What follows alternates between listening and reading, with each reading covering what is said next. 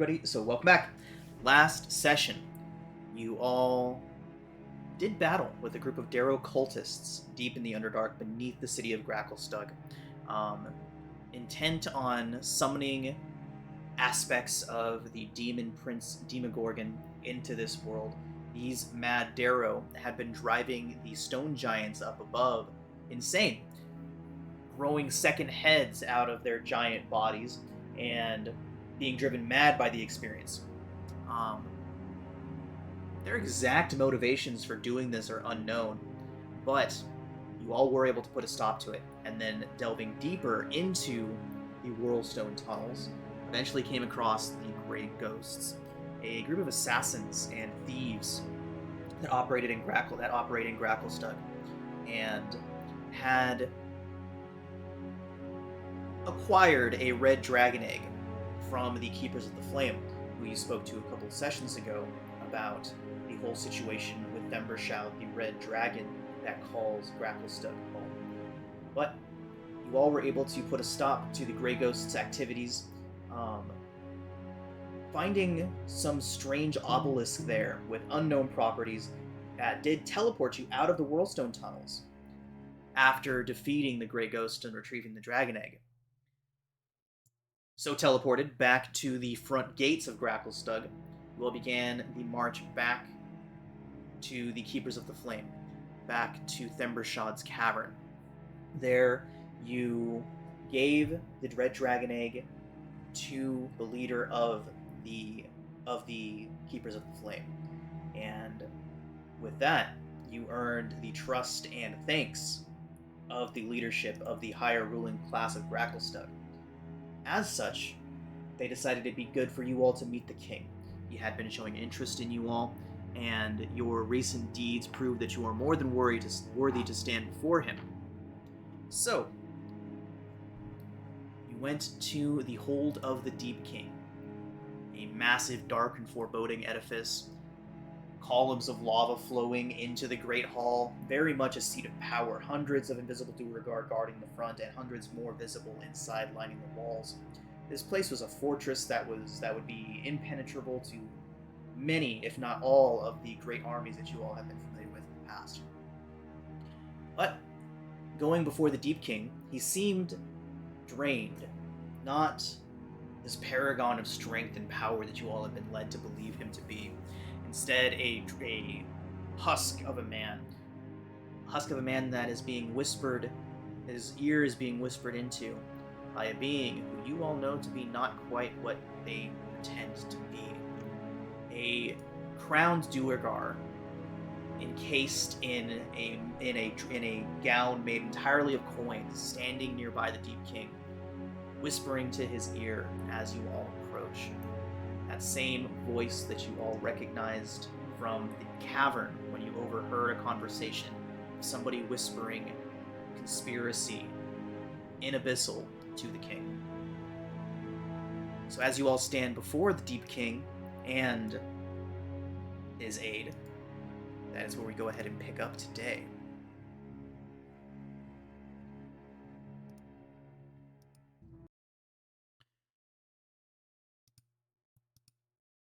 Alright, so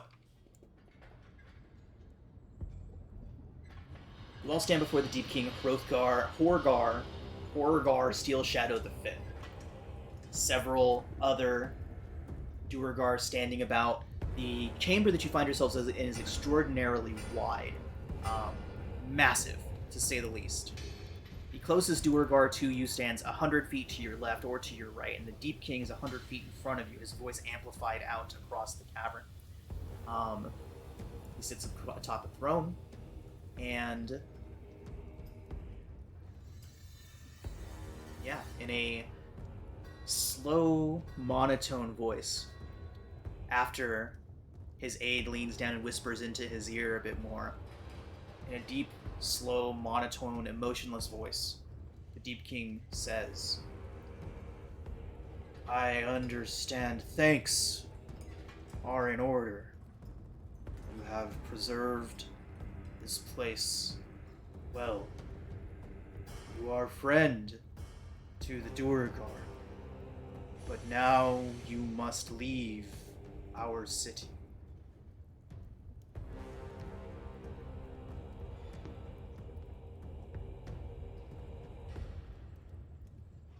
The man leans down and whispers into the king's ear once more. You will be rewarded, but you must leave tonight.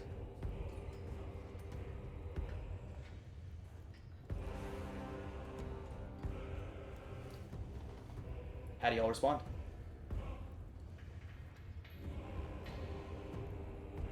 And I look closely at the king. Yeah. Does he seem... I don't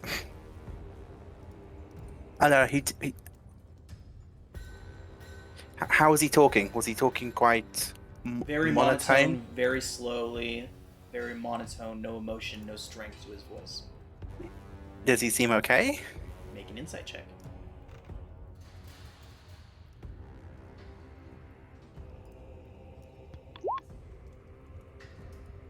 No, he does not.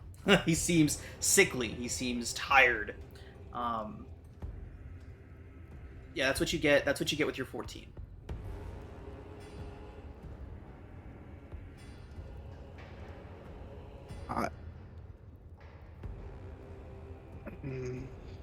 I'll use my sessional. Okay. His guards and aides watch him with concern. You can see rare flashes of emotion on the Duergar guards that are standing around the hall. They look at him with concern and with almost suspicion, but suspicion isn't levied at him. It is levied at his aide. You can tell the people around him do not. The people that spend their days around the king definitely can tell that something's wrong, but nobody is willing to say anything about it.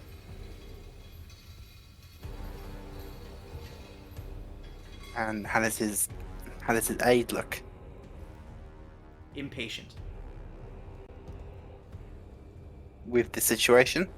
With you. With Zing? With all of you. Oh. Charming. With that, I guess.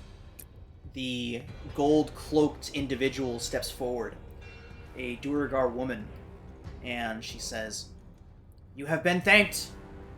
You will be rewarded. It is now time for you to pull your noses out of Gracklestug's affairs. Isn't that right, King Horgar?" And the king weakly kind of nods. You can see he's pained to do so.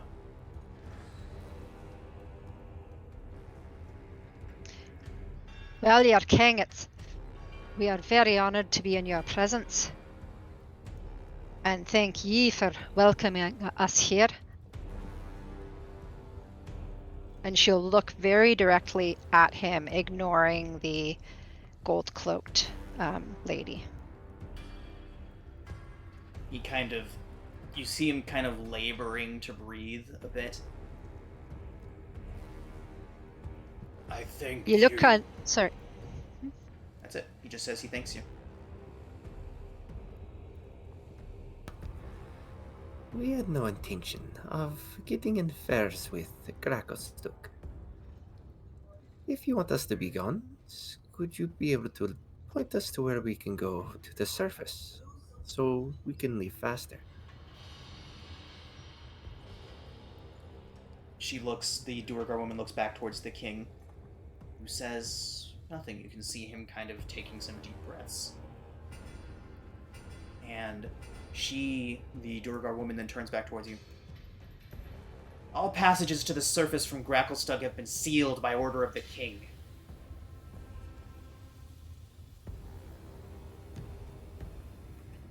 Then where else do you suppose we go? We are merely outsiders.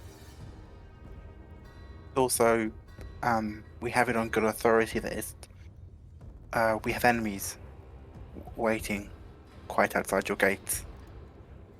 Your problems are of no concern to us, no concern to the Deep King. You will be rewarded. What about... You will be rewarded with gold, armor, weapons, whatever it is that you need, and you will be given a map to Blingenstone. Would a drow army maybe concern you? The Deep King kind of, like, you can see him trying to get up. A couple of the guards take a step forward, but a quick, stern look from the woman sets them standing back. She turns towards you. Any drow army will break against these walls as they always have. They are of no concern to us. What of giants with 2 heads? I understand you You've have seen already one put a before. stop to that problem. No, there could be more. If there are more, we will deal with them. I am growing tired. The king is growing tired of this exchange. Take your reward. Take your passage to Blingden Stone. We will give you the clearest routes, the safest passages, and be gone from our affairs. Schrodinger is gonna say fine in Abyssal. But just whisper fine in Abyssal. Alright. Sarah, you wanted to do something as well? Sarah, at this point, she would remember what Uranus, I believe what Uranus said Cillian, that I he had, believe, is the one that overheard the conversation, right? I overheard Cillian translated for Okay, me. got it. No, Oh, right. no, Cillian puked because he couldn't handle it. Got Aranis heard it, and Schrodinger translated. That's it, it, okay. sorry. Awesome. So she would use, just to make sure, like her spidey sense, her paladin sense is tingling. She would use divine sense at this moment, just to make sure that her hunch about the gold cloak Durgar is in fact correct before she does anything next. You are 100 feet from the Deep King at the moment. What is the range on... It's I thought we were up at the throne. You are 100... There's 100 feet of space on all sides of you. To the left and the right of you, there's 100 feet until the walls that are lined with guards. 100 feet behind you is the entrance to the throne room. 100 feet in front of you is the king. You are standing... It's one of those kind of throne rooms that's designed to make you feel very small. Okay. How far away is the gold cloak door? The Gold Cork Is it also Durgar 100 is feet? standing directly in front of the throne. Sarah, do you step forward?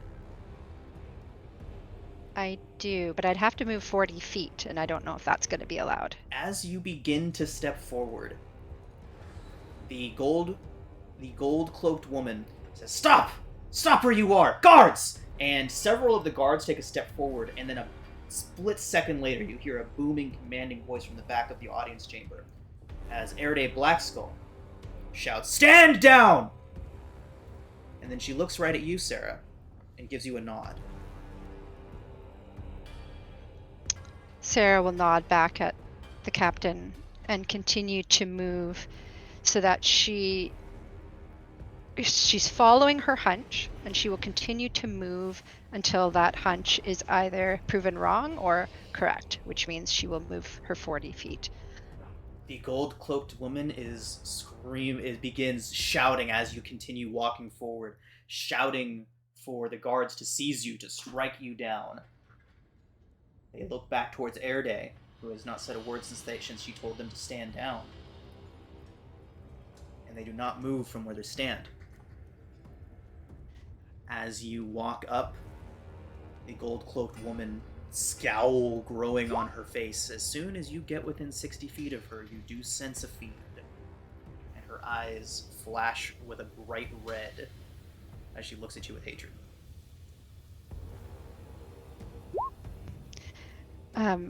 My king, may I approach, please? You see him strained. You see, like, veins popping out on his neck. The woman stares back at him, and he lets loose a nod. You can see that took everything he had.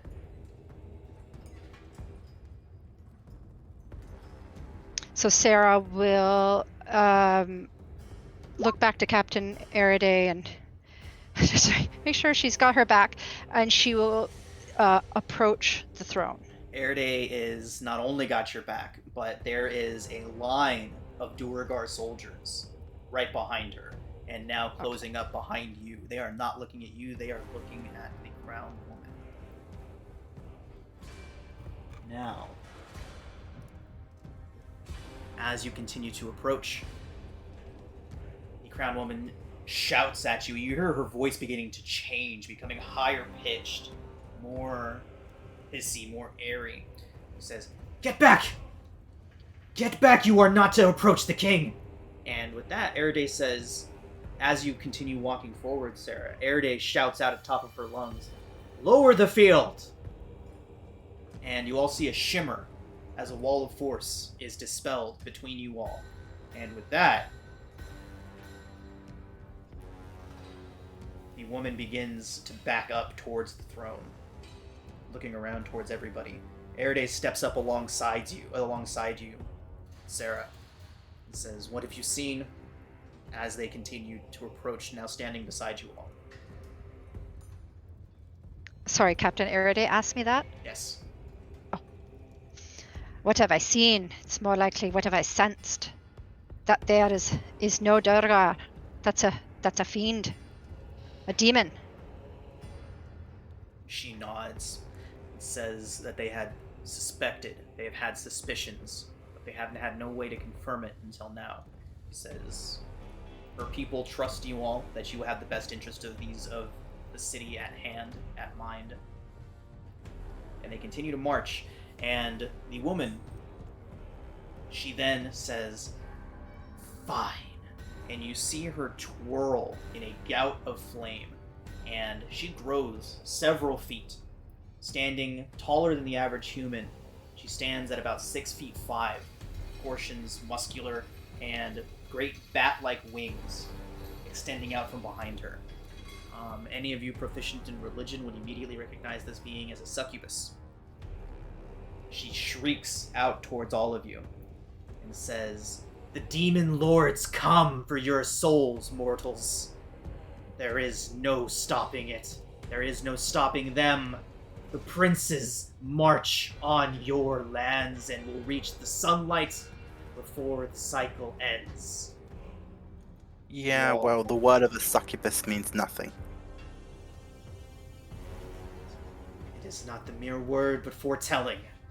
And you see the king finally stand up to his feet. He begins to drag a warhammer behind him. The succubus hears this and turns and hisses at him, where she twirls, wrapping her wings around herself, and vanishes. The king collapses when she does. Sarah I will. rushed him. Oh, sorry. Sarah will rush forward to the king. King, are you all right? You see him pulling a full-on Theoden. His beard Oh. begins to fill out.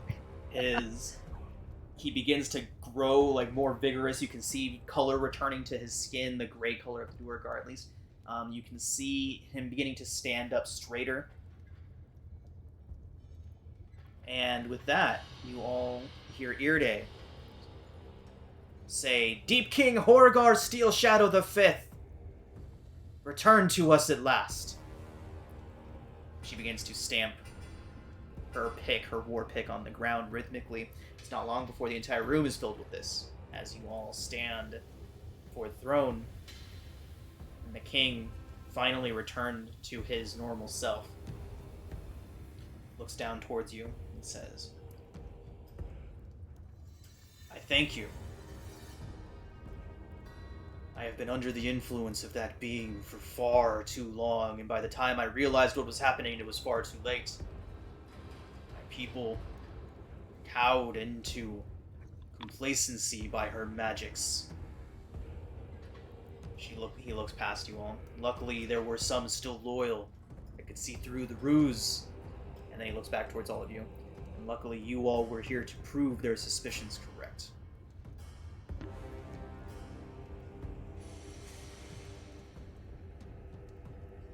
good to see a king stand again. And Sarah will sort of beat her sword on her shield rhythmically as the other Durgar are doing. Awesome. All right.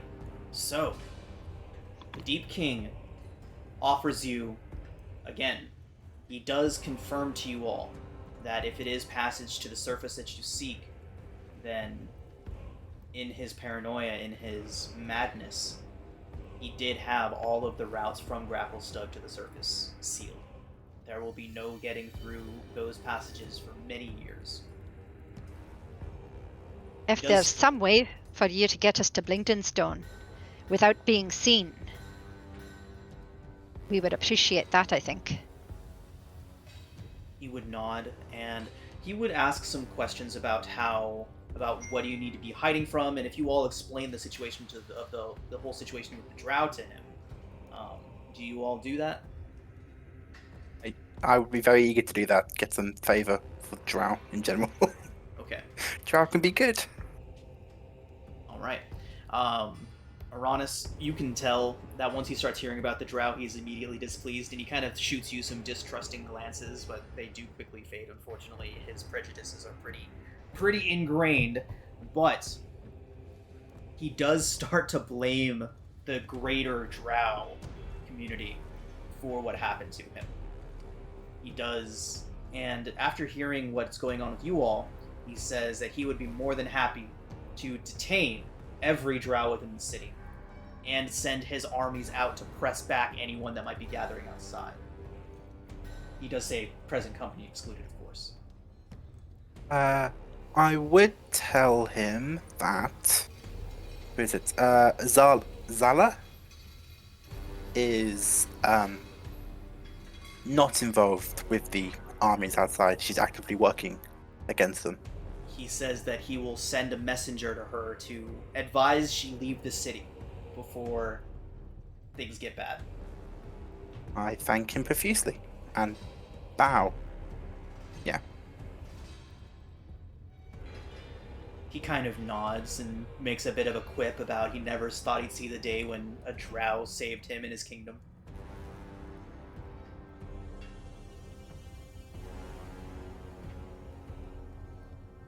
So, Deep King informs you all that in his gratitude, he will grant you access to his forges, his royal forges at that. As such, you all can select any armor that you would like, up to and including full plate, no magical armor. And each of you does get a +1 weapon of your choosing. +1 wand to the Moor Mage. Give me it. Right. Plaques for Gresh, we can assume that he's been through some things in the meantime to acquire whatever would set him on par with the rest of the group here. So yeah, go ahead and get that for your new character, and we'll assume that he's been through adventures and stuff of his own to get here to Grapplestug, in which he's acquired this stuff. I mean, there's nothing I can really get. Because anything I could get would be a magical item and not just like a normal quarterstaff +1, I guess. Right. I don't know. You've made Ara so happy. Good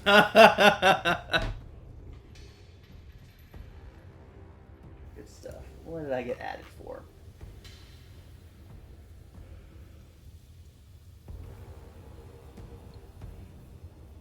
What's everyone getting?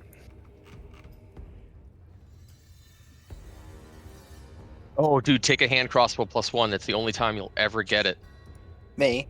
Oh no, wait. No, not you. Cillian. That makes more sense. Cillian. I never got one. I played a character to level like 15 and never got one, and you don't even need it. You don't even need it. It's so broke.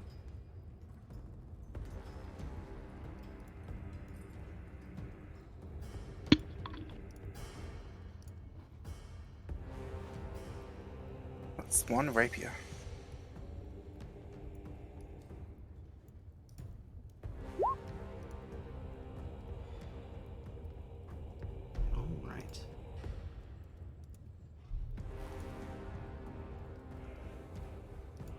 Everybody. Does everybody have the armor and weapon No, picked sorry. out? Oh, nope, you're good. You're good. No, sorry.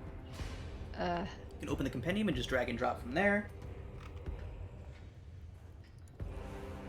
I'm gonna skip on the armor unless they have any sorts of scrolls laying around. But I will take a +1 quarterstaff. Okay. For our magically inclined ones, scrolls are a good idea. So,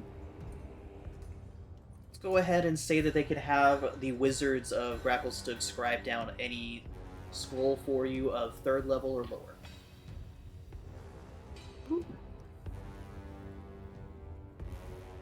I need to look at spells. That would Is it- be in is- place of your weapon there, Schrodinger. I'll still take that though. I think I'm looking at plate armor. Okay. Can Yeah, I get no, that? not no. No. Half plate is very different than full plate. Okay. Full plate, yeah. Full plate. That's okay? Yes, it is. No. Wait, No? full plate? Yeah. You want? Up to and including full plate. We're at level 5. I'm fine with people getting full plate at Oh, I thought level 5. you said half plate. Nope. Oh. Any armor, as long as it's non-magical, any armor that you would like, you can have access to.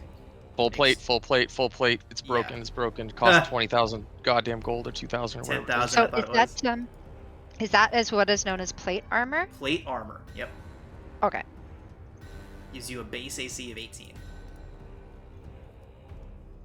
Oh, sorry. No, go ahead. I'm just The only difference, breastplate. Yes. It says it leaves the arms and legs relatively unprotected. Does that factor into anything? Sorry, one more time. It leaves the legs and arms unprotected. There's no called shots or matter? anything like that, so that's not gonna. It's just a flavor thing. Your half plate is essentially just gonna give you less AC. Like what is it, 15 base AC as opposed to the full plate, which is 18. I think the breastplate is the. It's the same as scale mail. I mean, half plate. It's the same as scale mail, but there's no stealth disadvantage. Right, no stealth disadvantage. That's a big deal. I would kindly request some breastplate. Absolutely. So basically, the Deep King is giving you access to his forges. So any type of armor that they can make, you can have, which is pretty much everything. That's weird. Oh, it's one word.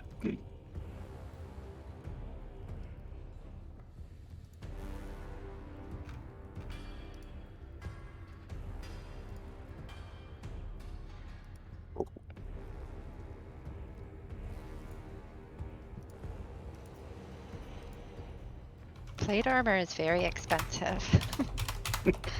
Holy crap. I know you're getting it for steel. I know.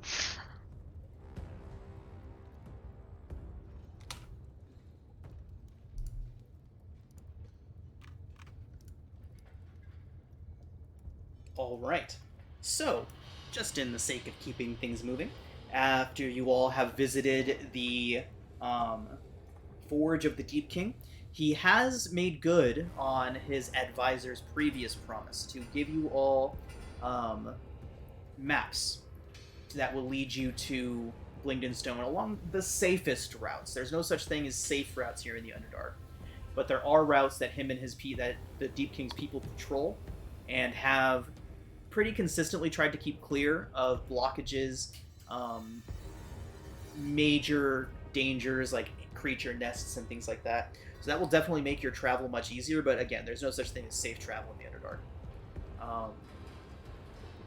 He does inform you that Blingden Stone is in fact the best place to find consistent and reliable routes to the surface.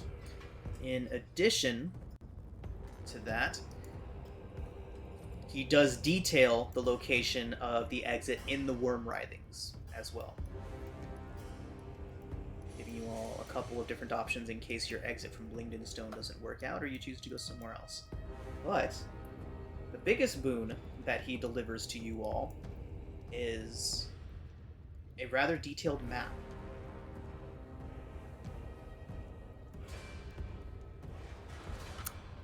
Can I have, as for a spell scroll, Liamed's Tiny Hut? Yeah. It is level 3. Sweet. Bloody beautiful.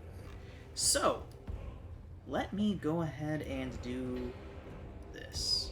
One moment. I don't know how well this map is going to work for all of you.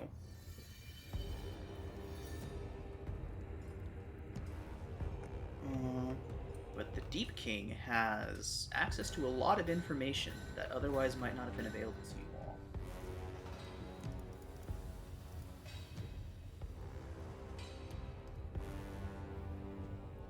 Let me double check something real quick. I gotta make sure there's no major spoilers on this map before I show it to you all.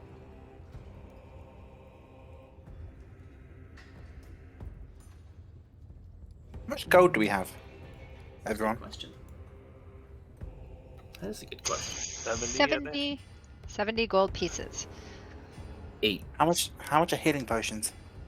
None. Pardon? We don't have any healing potions. Oh no, sorry. I meant like how much monetarily are healing potions? I can look it up. Too much. Maybe we The should king stock happen up to a have bit. like a gilded skull that he just has laying around. 50. Sorry, 50 Asking gold for a pieces. friend.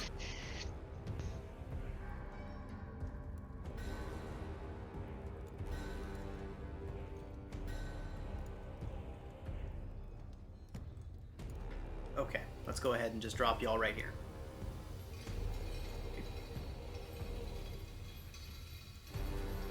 Oh, Yeah.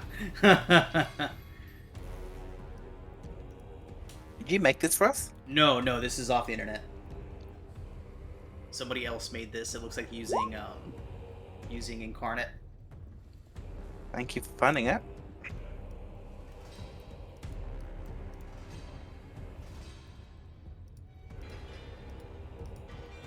Right.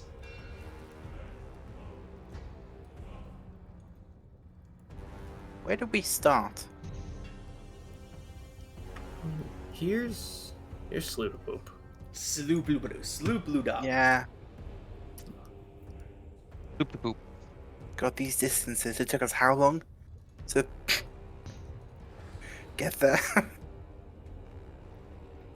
Oh, there's Neverlight Grove. Yeah, but the Underdark is kind of like a weird, wonky place. Yeah, it is. This map is not I like the Fae. definitely not 100% reliable. That mage engine sounds cool. The maze engine sounds cool.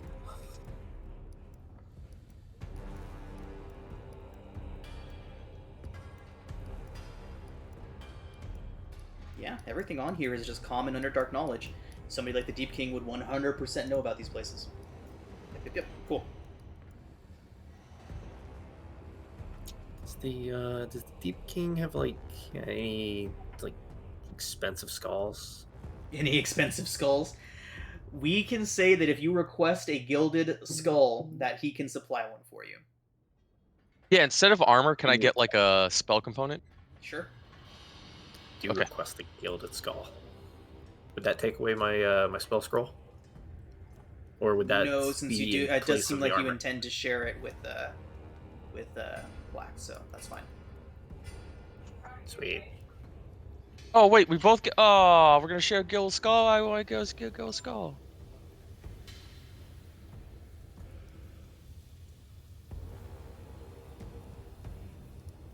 That's fine.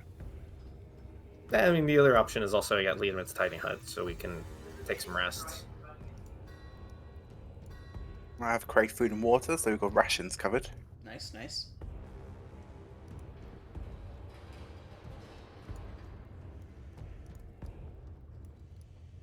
Okay.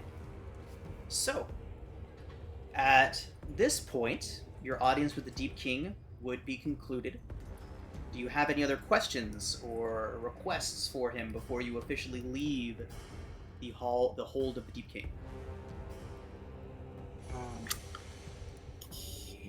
No. I Did was we- gonna ask if we can stay for the ceremony for like the dragon hatching, but nah, I feel like it's just gonna be killing too much time. Did we tell him all about what we found in the tunnels? he would after informing him of that, he would definitely send Erday and some others down to secure and investigate properly the obelisk. Aside from that, it seems like you all took care of the Darrow cult that was operating down there. So he does say that he'll send some people down there to lock things up and tie up any loose ends.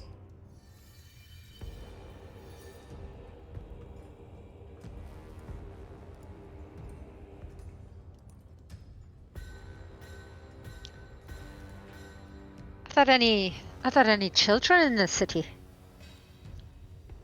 Yeah, there's Duergar children. I don't think we're allowed to take one. They've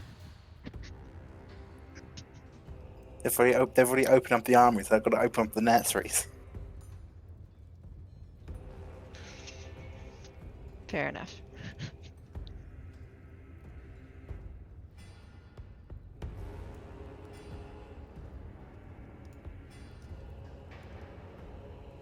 All right. So, upon leaving the Deep King's hold, you've all been giving free reign of the upper districts and of the Blade Bazaar.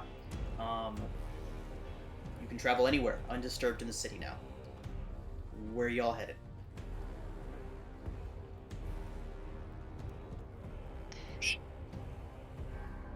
Hit the market one more time. I'd like to have a beer and a steak. Eating before going out on the road, and possibly a rest would be well deserved. Are you hungry, Schrodinger? We can eat. Well, how about this? We have a meal and then go to the marketplace.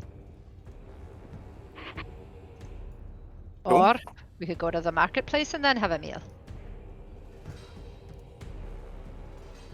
I hope you have a strong stomach.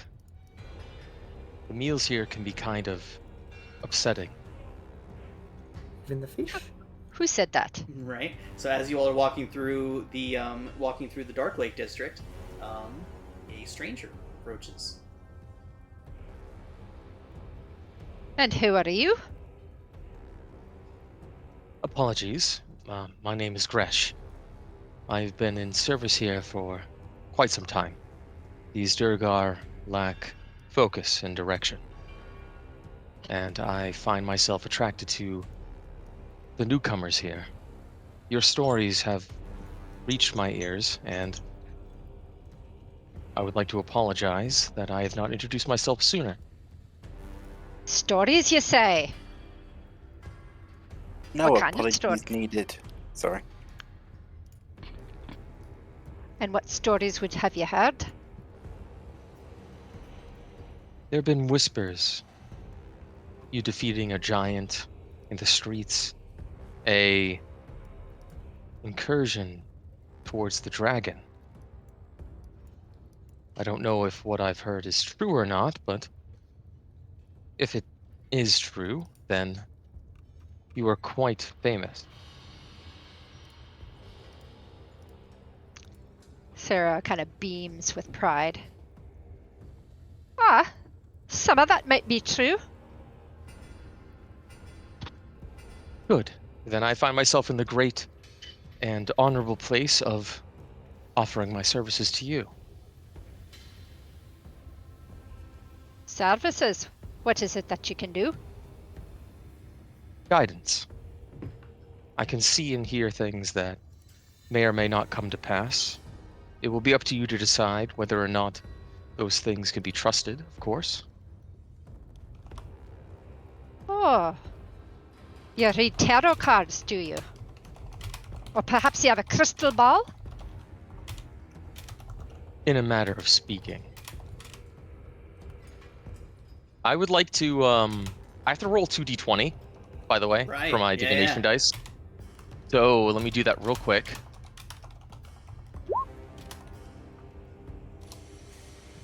Perfect. Perfect. Oh, Okay. that is pretty damn good. That is exactly. That is what you want to see.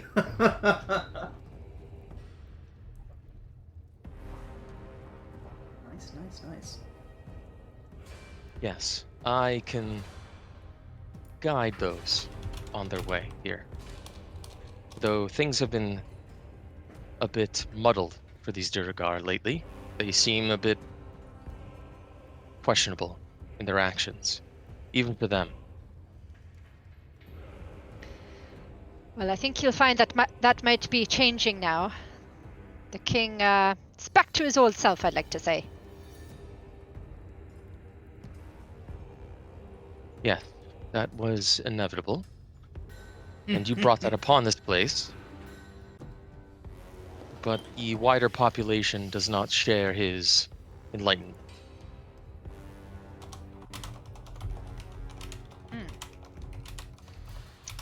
Well, what do you say, Gresh? We're just on the way to the tavern to have a little food and beverage. Would you like to join?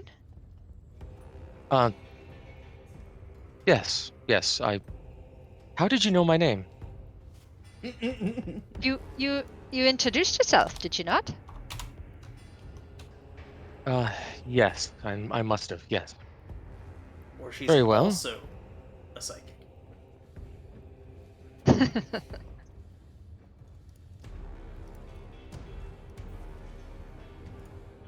Have you tried the fire whiskey? It's not to my liking. It makes me tired.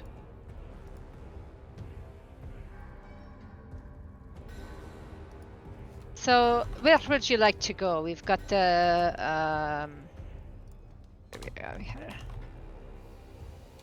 There's the two places in town. There's the Shattered Spire and Goldborn's Lair. You all look quite well armed. The king must have been quite generous with you all. He did free him from a succubus.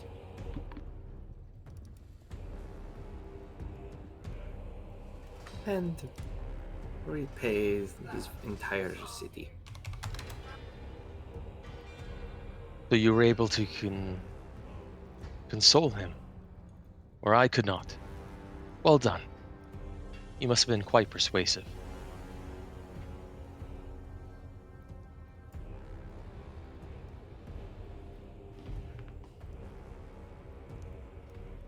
I've been in this city for quite some time, and I find that these hardy individuals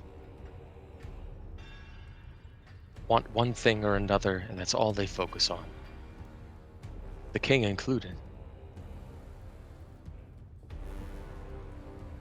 What's that? Their daily lives, forging, fighting, dying, stealing, conquering. Even though their lands are quite small, they value these things. You do not seem to want any of that. From what I've seen, you want to free them from that. Am I wrong?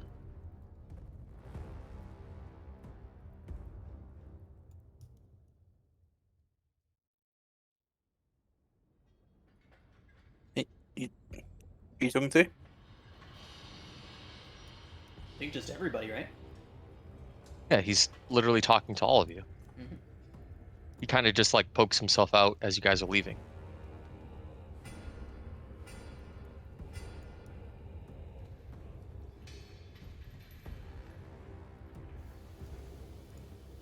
Well, if things can be done better or made better, if more happiness can be brought.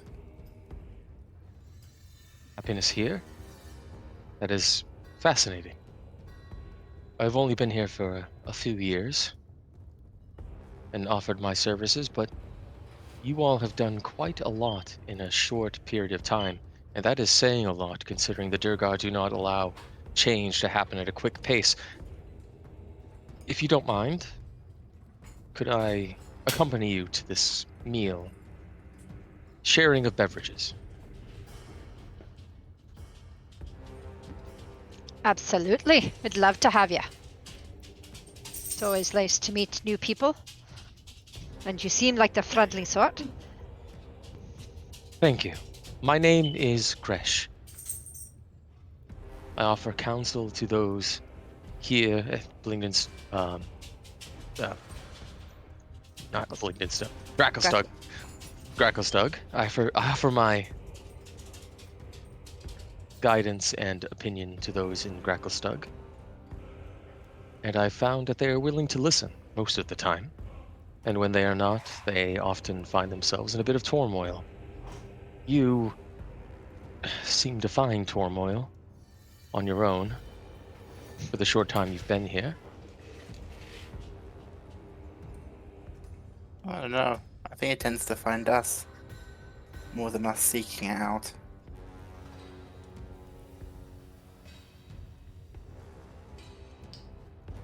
Well, tell me all about it. You said, ma'am, what is your name?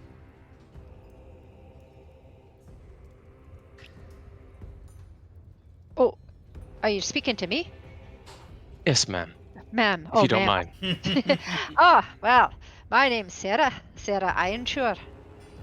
Sarah, And mhm, a fine name. oh, thank you. Where would you like to dine tonight? I think I'd like to go to Goldborn's lair. We've been there before. You have. The fish there is not the freshest. Though I suppose if you like slug cooked over medium, it would be a bit chewy. Though they add a Oh, bit of salt to it, it is quite delectable. now, is there a better place to eat then? I remember I think I had eel for breakfast. Eel with jelly is quite nice. Basic, but nice indeed. Well, I guess if I drink enough beer, it'll all taste good in the end. True enough. The firewater here can make you forget about a lot of the lackluster abilities of the Durgar. He says to a Durgar. He narrows his eyes at Sarah, kind of gauging her like offensiveness to that statement. I agree with you. The food here is terrible. Now the food where I come from, that's something to behold. Goat stew, lamb shank, sautéed mushrooms, pork roast. Oh, Pork roast. yeah. Where do you lot come from exactly? Well, I come from Mithril Hall. So I was brought down here against my will. Schrodinger, where are you from? Can't remember the name, but great walled city on the surface. Believe it's famous for its seaports and gold. The name so far slips my mind. Would that be Luskin? Don't believe so. It's more popular for its massive statues it has for defense. Oh. And wizard towers. Can't remember. My memory is not all of it, not all there.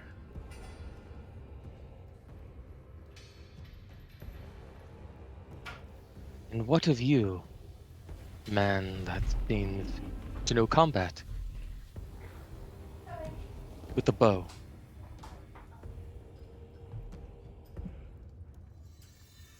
Cillian, I think that's you.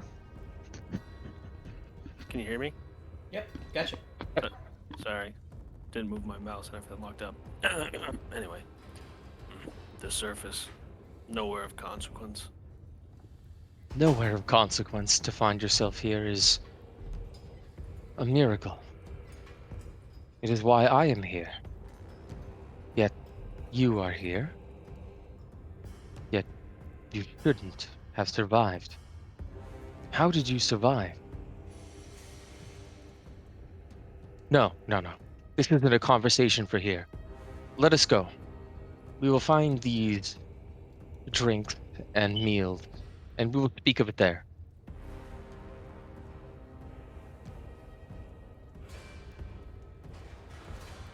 Alright, so heading to Golborn's lair. As you all arrive there, the rest of your party is there as well, waiting for you in their room, with recently having been back to their rooms and back to Golborn's lair after getting out of the Wolfstone tunnels, but before heading to the Hold of the Deep King. So Sereth, Eldith, Shushar, Topsy, Turvy, and Stool are all hanging out at one of the tables.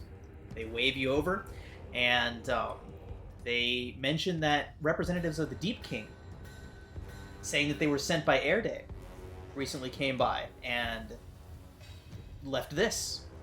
And they shove over a bag that has 600 gold pieces in it.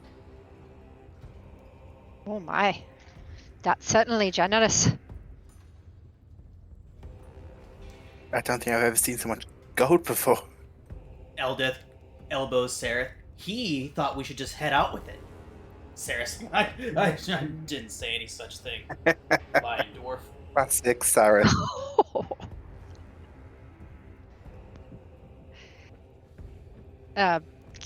Sarah gives Sereth the stink eye.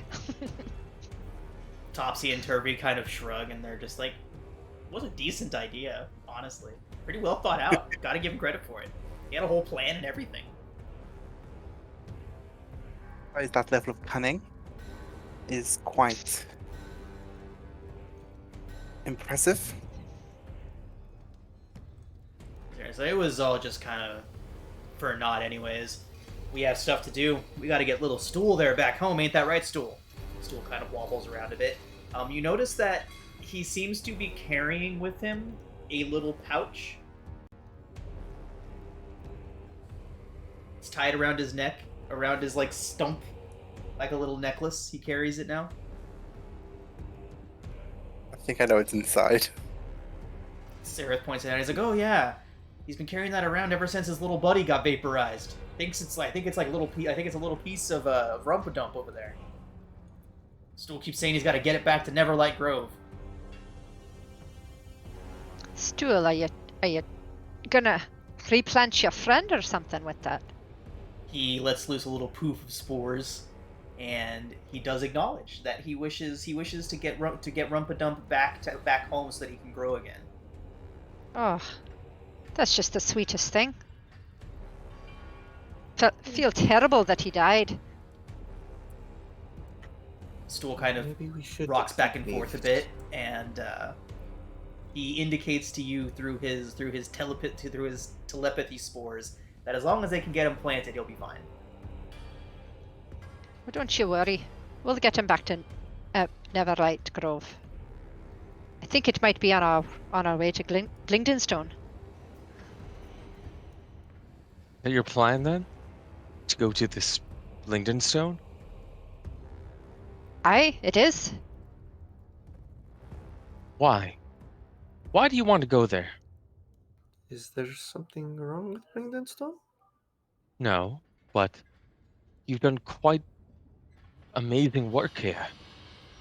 Why leave? Sarah will point to the hand on her shoulder. She can't point at it.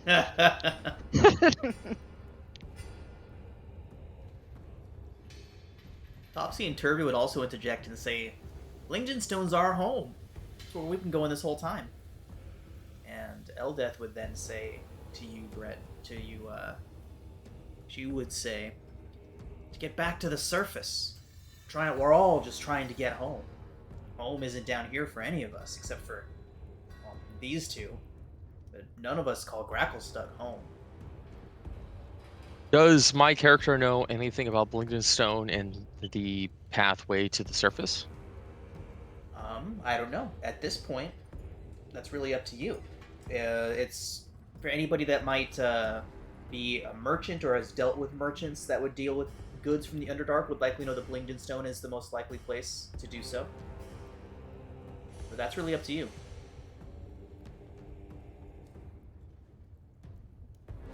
Fine place Blingdenstone is.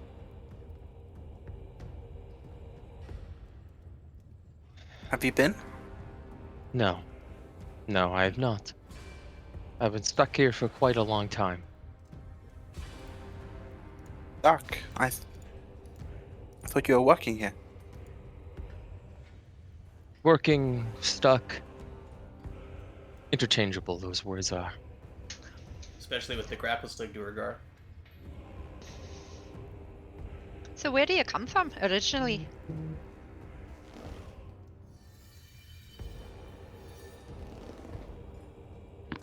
I was transported here. Willingly, yes. So, there's no pity to be had. And these people here are quite lost. Still, even after my guidance, they are quite lost.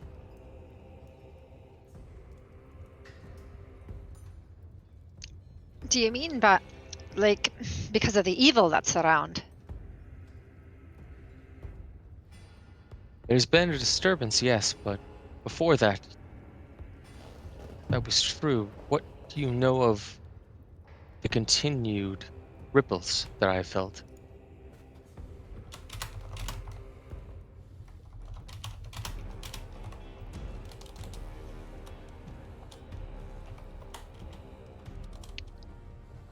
Do you mean the after effects of all the evil that we've been finding, or are you talking about things that happened? What evils Chad- have you been finding recently? Oh, Mostly of the demonic sons. Demonic? First, with Slutterboop, there was the emergence of Demogorgon. The Demogorgon. One of our members, two of Demogorgon. our members, went insane. Two-headed baboon, tentacle arms. Then Big.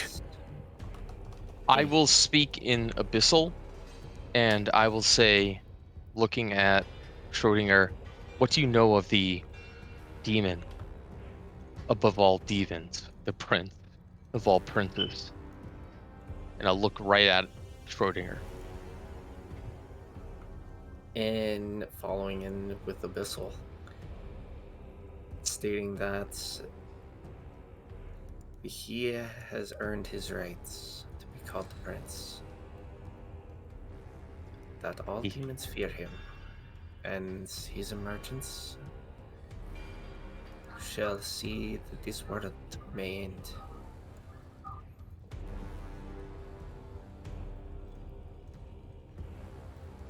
In Abyssal, I will ask Schrodinger, do you worship his name?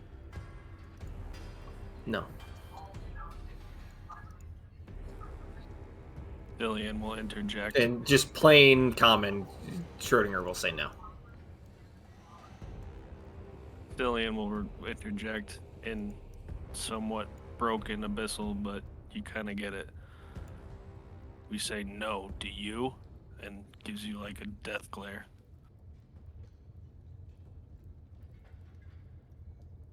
You'll see Gresh just wave his hand and smile.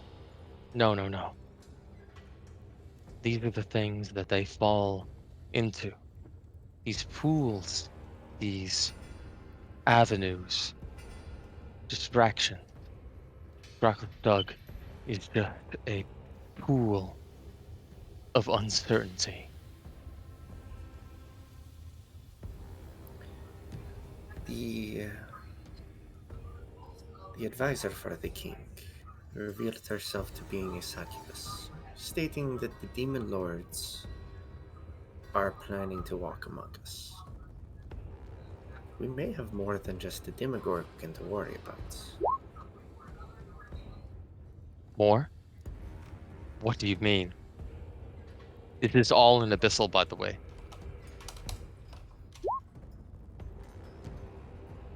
And back to Schrodinger will speak in Abyssal again. If more than the Demogorgon appears, we could see Orcus, or even more, come to our world.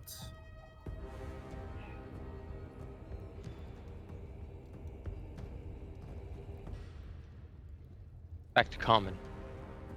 Then I will humbly ask that I can accompany you. I don't wish to disturb your group, nor interject if I am not welcome, but if there is something I can provide, then I will do so.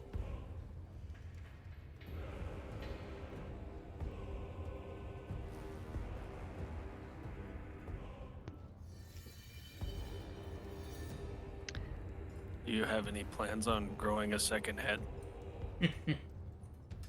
Now, my head is quite secure on my shoulders. Though those in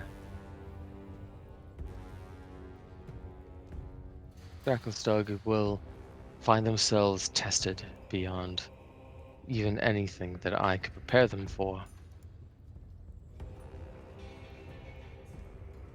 And I have tried.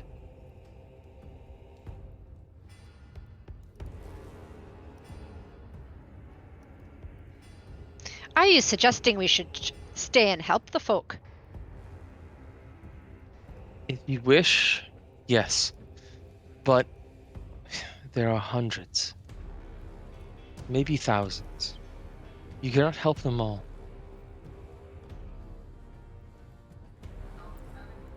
And if the dead are underneath in the photo, they were performing rituals, being able to split the heads of statues and giving them of heads on statues of giants, giving them two heads.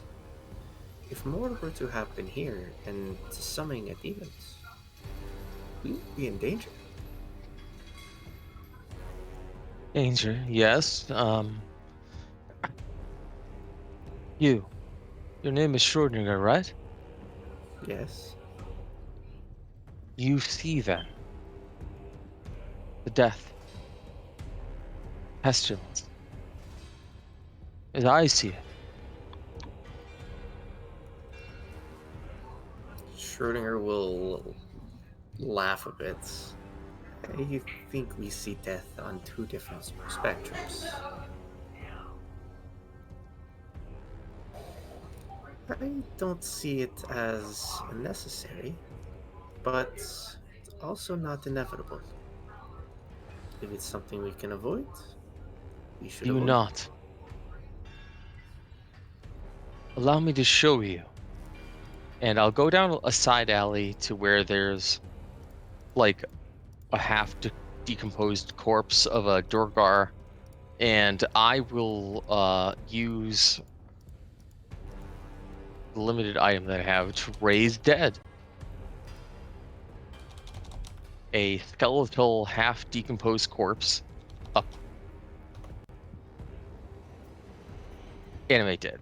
Is it animate dead? All right. So Yeah. Gress just wants to Animate dead. show. Gress just wants to show Schrodinger like. He's bringing Schrodinger, like, just those two boys. They go down an alleyway, and they go into like an alleyway that's like muddied and like dripping wet, but there's a dead corpse there that's been there for maybe a week or two, and he just animates dead. All right. How do you respond to that, Schrodinger? Respond casually.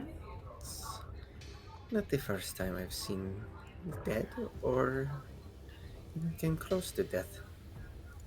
It's very interesting to see a wizard who's open-minded towards necromancy. Do you not see, though? Schrodinger is your name, right? Yes. And if you'd like to get a better understanding, I can let you in on a secret. Tell me, though, as this corpse rises, how much flesh should it remain? Some? None? Skeletal? Zombification, maybe? It's been a week.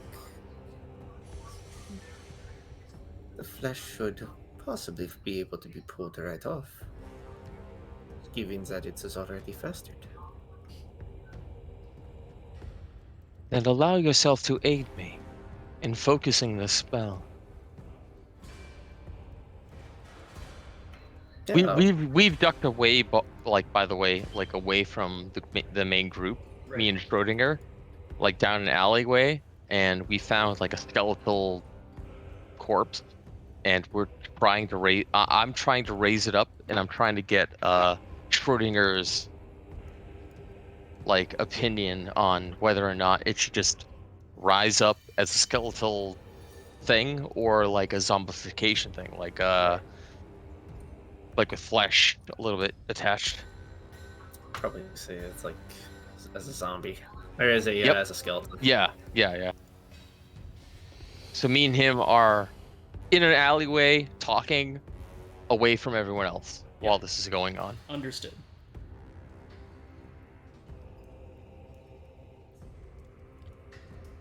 So, while all that's going on, what would the rest of you be talking about back in the tavern? Back at the Gulborns? All right, Aranis. Drinking game time. Ah, She slams her fists on the table. Okay, but I gotta warn you. I do have a goddess on my side. Sometimes you have a goddess on your side.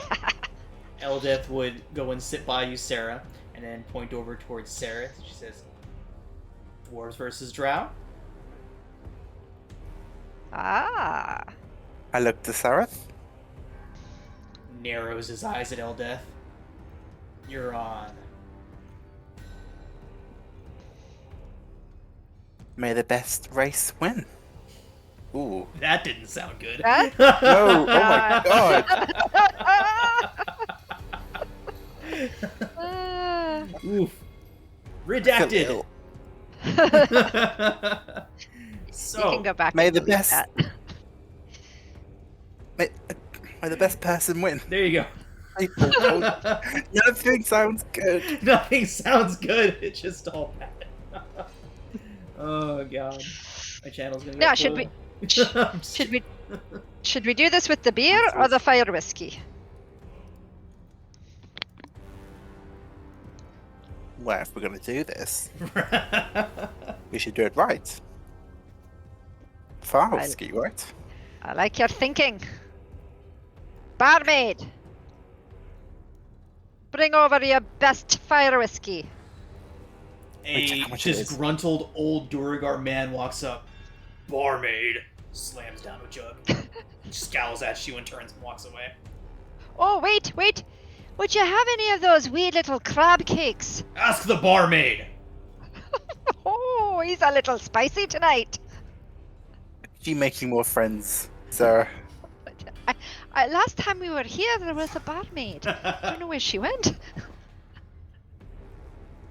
What's this drinking game then? Well, the rules are quite complex. I'm not sure if you'll understand. And she winks at Eldeth. Who then just Well- starts slamming back her jug as fast as she can. Wait, before we drink.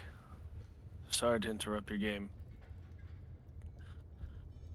May we all Join raise us. a glass? And a little bit of fire Well- whiskey dripping down her jaw. He'll stand up at the table and he'll raise his glass of fire whiskey and say, "To Darendil, Rumpadump, Jim Jar, and that other annoying one who was always like kissing Oh. her ass." Prince Darendil? No. No, Bupido. Bupido. No, thank you. The one who is secretly a freaking axe murderer. Before we have a night of celebration Aye, to them. true. To those who have fallen after standing by our sides, to you we drink and wish you good passage to the other side. May they find peace. And that too. And we'll knock back a drink. Dillian Aye. will pour one out for the homies and then Right. finish his drink. Everyone, all your companions also take a drink, and Turvey takes his little jug and pours a little bit onto the stool. We have to do a con save for this fire whiskey. Anybody that's participating in the drinking game, yes, you do. On Sareth, we got this. I redact. Oh! What the hell? Uranus chokes on his first big swig, spitting a bunch of the whiskey back into the cup. Oh, Uranus, where's your god now? Oh no! And she laughed. Helping Sareth. Sorry, Gretch, I was just messing with your sheet for a second. I just turned off your whisper rolls. All right, let's get this. Let's get the one for Uranus. I mean, for Sareth. Yep. Okay.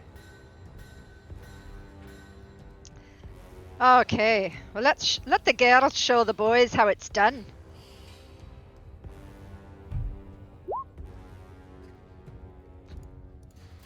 Ah, fire in the throat. Then for Eldeth. Hold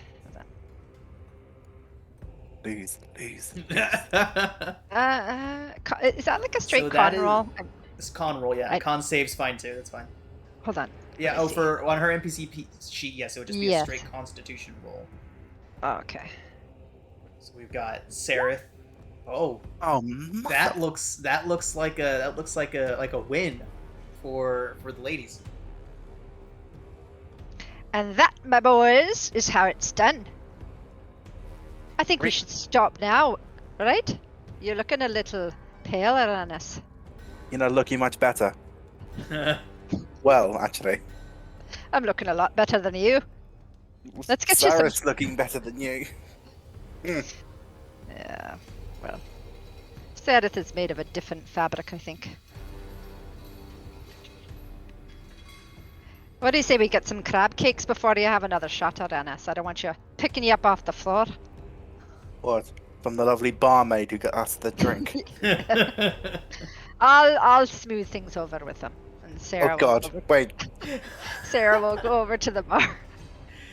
A few brief moments later, you see the barman scowling at Sarah, but Sarah does return with a plate of food. And with that, let's go ahead and take our break, everybody. And while you all celebrate your victory here in Gracklestugh and prepare for your next steps, and when we get back, we can decide where you all are headed. Nice. All right, so we are back after a long night of carousing, drinking, literally raising the dead. The next day does come. Is there anything else that you all wanted to detail out about your night of revelry and undead raising? Summoning my familiar. Summoning your familiar, fantastic. I'll lend Gresh the brazier so he can do that. Cool. Although Gresh probably has his own if he wants one by now. Probably. Level 5. If he does not have one, Got he it, can got it. borrow mine. All right. If Yeah. Sarah thinks that they're leaving the city, she would speed up. She bought a piece of soapstone in the marketplace a while ago, and she's she's had spare time, she's kind of carving a figurine out of it. And if she knows that she's leaving Gracklestugh, she'd like to see if she can find a child somewhere in the city. I don't know where they are, but if she sees one, she would give them the little soapstone carving. What is the carving of? Oh, probably just like a figure, like a doll, or a, Awesome. you know, just like a toy. So, Shushar would approach you early the next morning, Sarah, and tell you that he has learned of a cadre of his people who escaped Slubuda and have been trying to find safe haven here, but have found it quite difficult. After everything that's happened, he's been able to get in contact with Erdae and arrange for his people to have safe haven here in Gracklestugh. He says that there are definitely some Kuatoa children who might enjoy that. Okay. Sure. So she would pass along the carving to him to give to one of the children. All right. And Shushar would say that he has decided to stay here in Gracklestugh with his people, the survivors from Slubuda. That is, as long as you all don't think you need his services any longer. It makes sense. He's been through a lot. He's a pacifist. He won't fight. I mean, however we replace his skills in the party. He would solemnly nod and say, "How indeed. My spiritual guidance will be gravely missed, I'm sure." Ah, that one time when he was bait. No one sniffs Truly the air useful. like you, Shushar. I'll have to step up, Shisha, in your memory, and try and offer as valuable spiritual advisement as you did. He puts a webbed hand on your shoulder. He has to like reach all the way up because he's very short. He says, Oh, Neil. "I believe you will do your very best." Thank you. I think.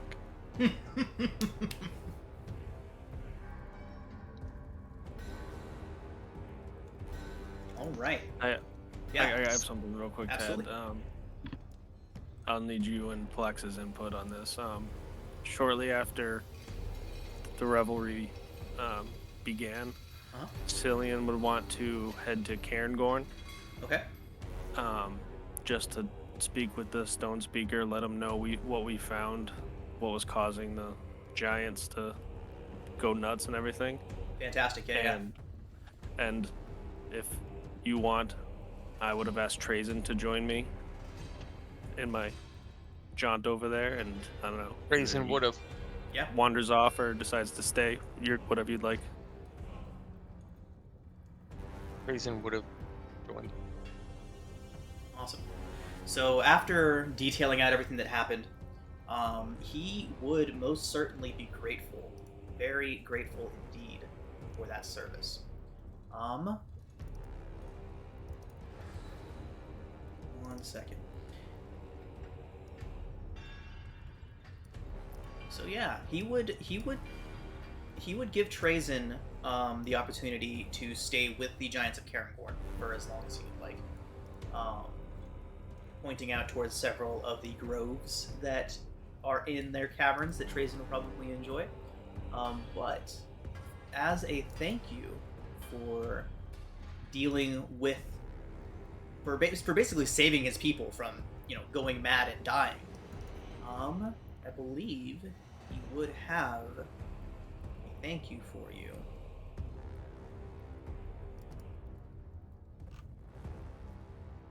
All right. Yeah. So.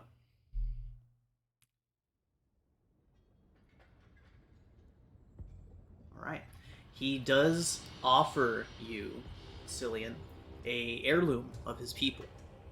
A large crystal.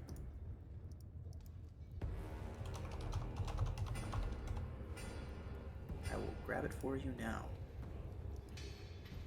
Accept it. No, Cillian. You know how to protect them. I cannot any longer. I must rest. Sometimes we have our own paths to travel. We do. And mine is not with you. So I wish you the best.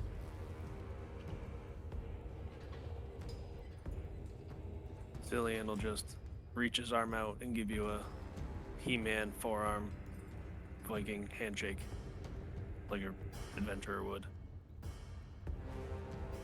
Stay safe. Stay strong. You too, Trazen. Thank you, Cillian. Thank you. Are there constantly little, bugs crawling on you?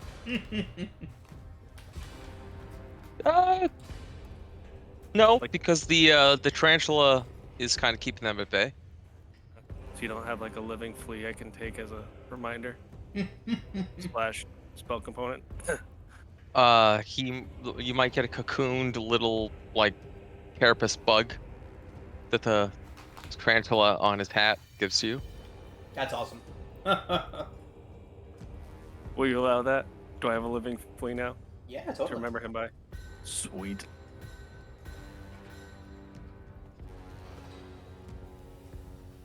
Oh yeah. So what about a crystal? Was there anything you're gonna say about that?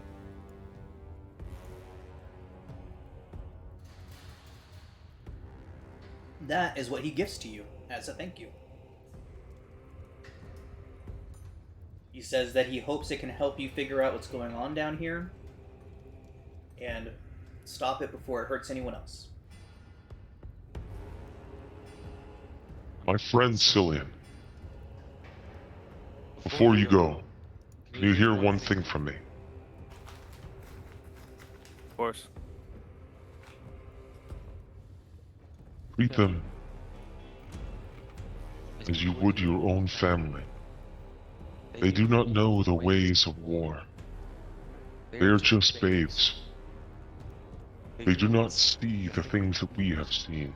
They do not know the things that we have seen. They do not know the path they walk. But you do. I'm sorry that I cannot join you down that path. I'm so sorry that I cannot help you. But do them justice. See them through this Underdark. And I am sorry.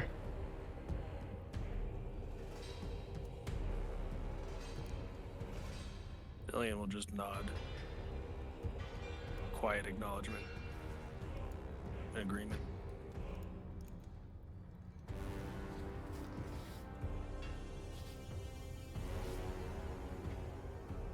Guys, I got a wondrous rare item. So much to read. That's all I needed.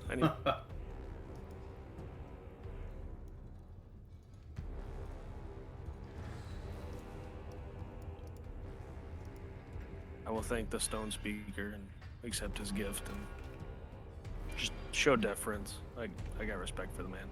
Giant guy. Giant guy. All right. Good stuff.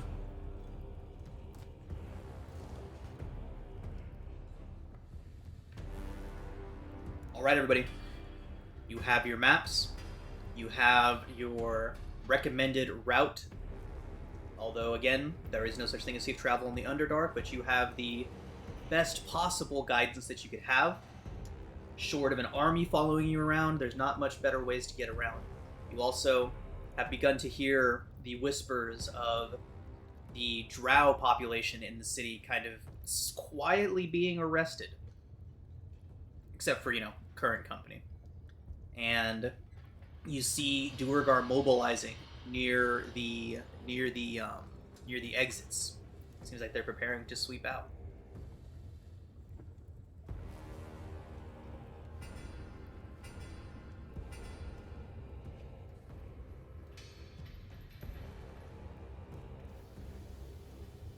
All right, so if there is nothing further you all would like to do in Gracklestug, are you all ready to leave the city? Yep. Yeah. They'll have me? Sure. Okay. All right, everyone. With that, the sounds of the forge, the heat of the fire, the smoke in the air does begin to fade away behind you as you make your way out through one of the western gates near the Dark Lake. Begin to make your way north along the marked trails towards Neverlight Grove and Blingdenstone and hopefully a way out of the Underdark. So, Ask me, drummer. all right.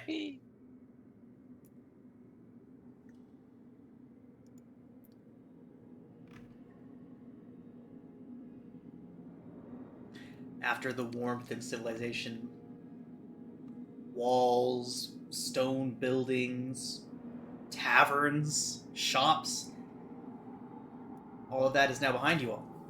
You find yourselves once more in the tunnels of the Underdark.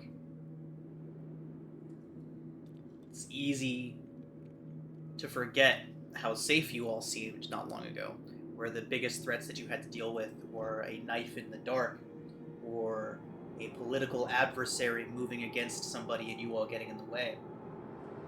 Now, the very real dangers of the wild Underdark are ahead of you again. So, on that note, who wants to roll our first d20 to see how far you get before something bad happens? Gresh. There we me. go. Gresh. You have been volunteered as tribute, Gresh. Oh. Let's go. Let's go. Did I say Gresh? I meant churning Gresh.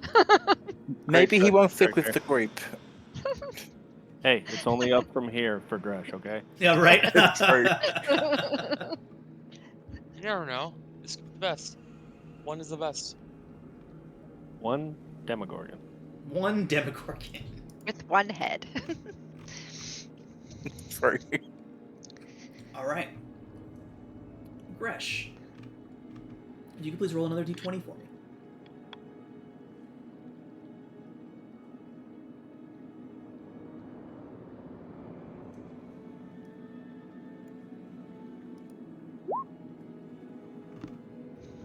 I was about to say, there's no way that was another one.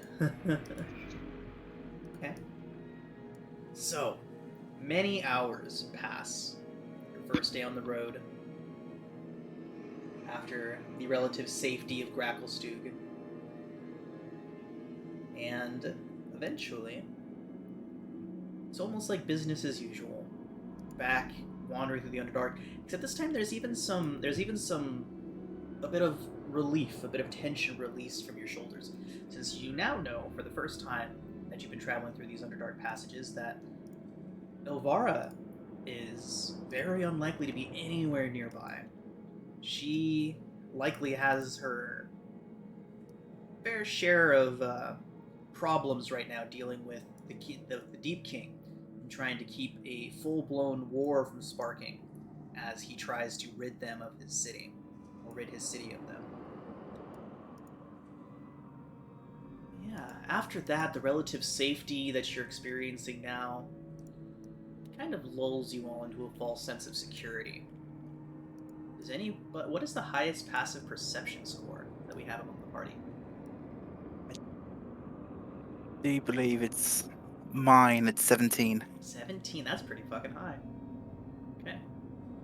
Yep.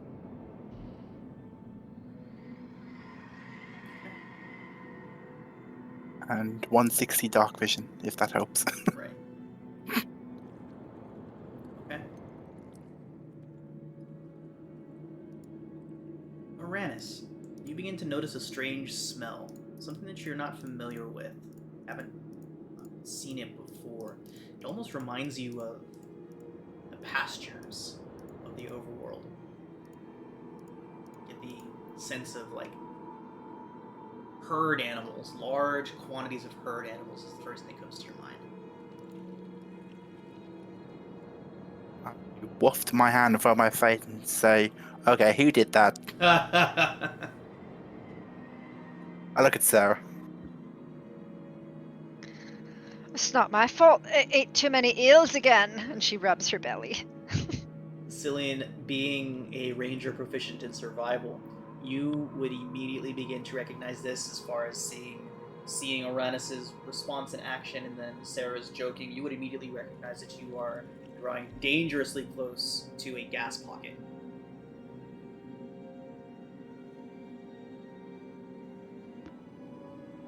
Express that to the group.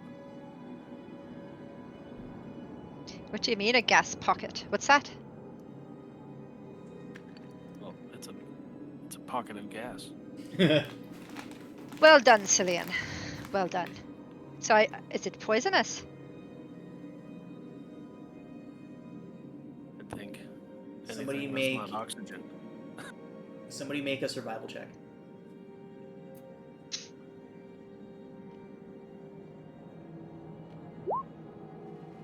Oh God, sessional.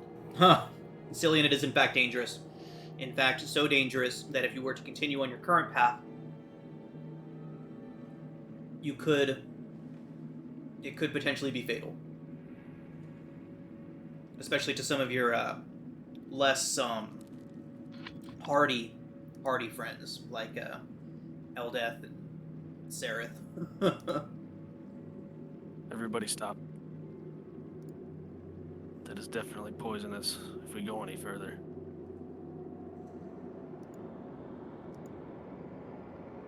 Okay. How do you know that? You can't feel that tightness in your chest? No? No. The closer we get, the harder it is to breathe. And the air is just off. So, suppose there is do you see another way we can go? Do I see another way that we could go, or that we passed to get around? So, with the information that you have from the Deep King, you can have advantage on the survival check that you need to find a path around. Go another roll. Mm-hmm. Yep. Okay. You are in fact able to find an alternate path that does appear to circumvent the gas pocket. You will lose no time in doing so. This way. Air smells cleaner.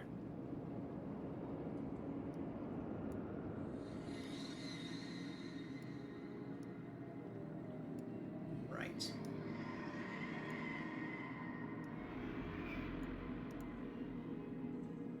Alright, everybody. So, with your maps, instead of 3 encounters a day, we are only going to roll for 1. And so with that, you've all been traveling for about 8 to 10 hours now. Half a day, if you will. Fatigue is beginning to wear up. Do you all wish to continue, or do you wish to set camp for the night?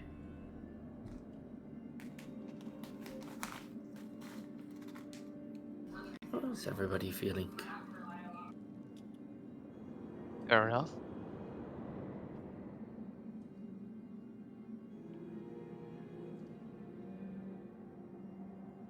You all My can wee press legs on. are- We would just need con saves.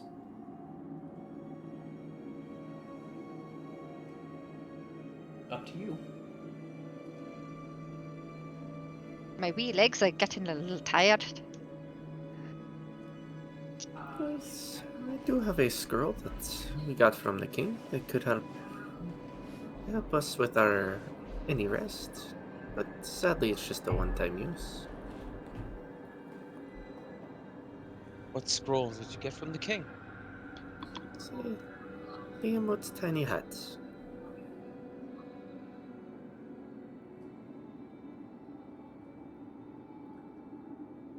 Oh, We can summon one up if we're needing somewhere to sleep. yes, but I don't think that'd be quite valuable.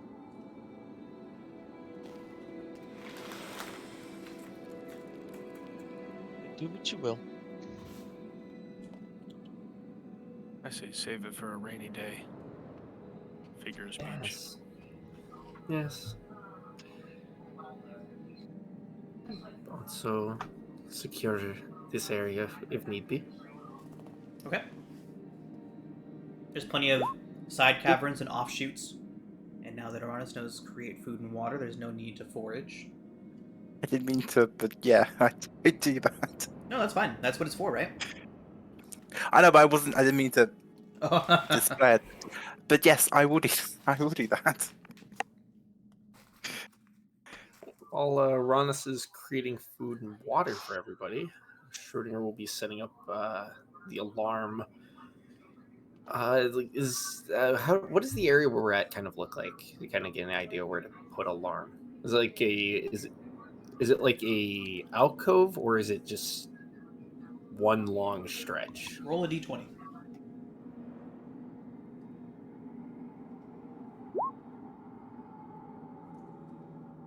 Have like a nook, an offshoot. We'll say about 10 feet of straight passage, and then a 20-foot little cave, little cavern. Yeah, Schrodinger will cast alarm out front. Okay.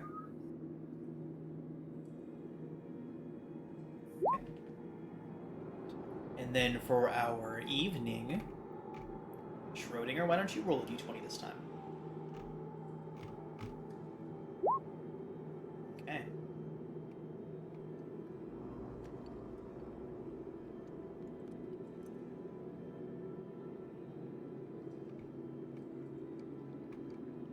Okay. So, as you all settle in for the evening, after about maybe 20-30 minutes after Schrodinger's cast his alarm, you all hear a shriek. Vaguely humanoid, while also inhuman. Echoes through the walls, bounces and reverberates. Seems to have come from somewhere outside, somewhere past your little hovel you find yourselves in.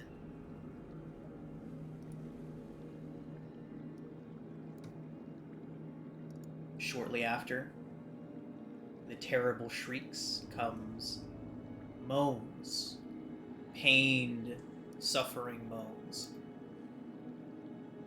Schrodinger, one seems to come from right behind you as if somebody had leaned close and let loose a pained sound right near you.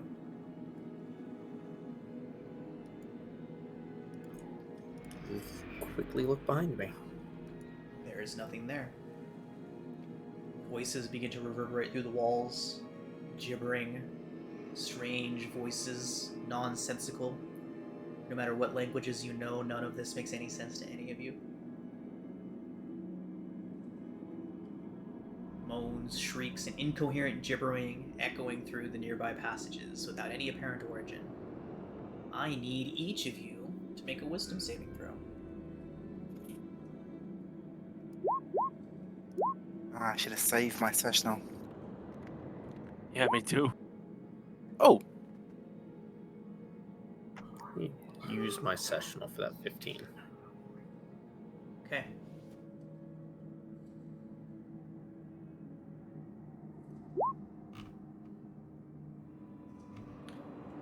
So, after days and days of relative safety and calm civilization, even. Ooh, Sarah, not good. Alright. So, after days of calm and the horrors and the terrors of the Underdark's constant oppression now gone for at least the time being, the sudden realization that there is no safety out here, regardless of what you may have experienced previously. There is no calm anymore. That realization brought starkly into focus by the screams and shouts and horrific sounds coming from everywhere and nowhere all at once. You all find yourselves having a very hard time coping with it this time. And so, I need Sarah and Cillian to both first roll d10s.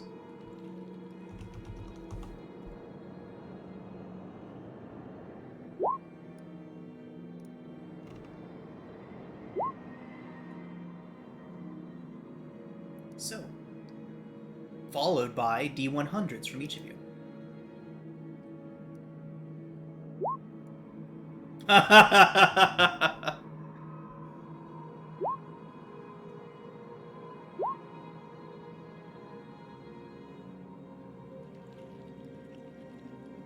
Okay.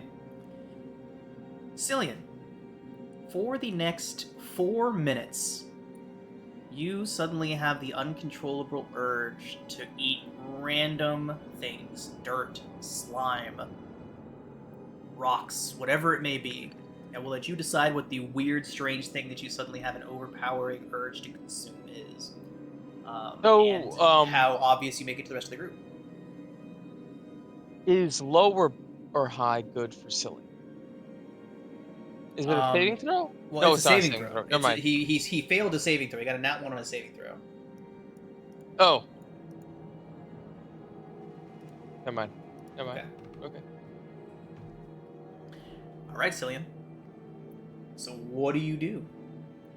This is an uncontrollable urge. Essentially, you all now, after all the things that you have been through, and with the evil oppression that is growing even greater in the Underdark, you all have to deal with madness and the maddening effects that this place will be having on you. So that is what's happening to you right now, Cillian. You are afflicted with a bout of short-term madness. For some reason, the leather on my old armor I just took off looks like the most just delicious beef jerky. And I'm just constantly chewing on the leather straps of my old studded leather armor. As you begin to like chomp down, I'm gonna cast Charm Person on you. DC 15. Wisdom? Yep. Yep. Oh. Of course. I will use my divination dice to give you 7.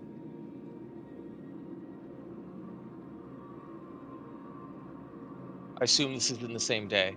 Yeah. So if it's in the same day, you get a 7, you fail. And I will stop you, and you'll just kind of stare off into the distance. Speaking of staring off into the distance, Sarah, Yes. you begin to suffer rather vivid and unpleasant hallucinations.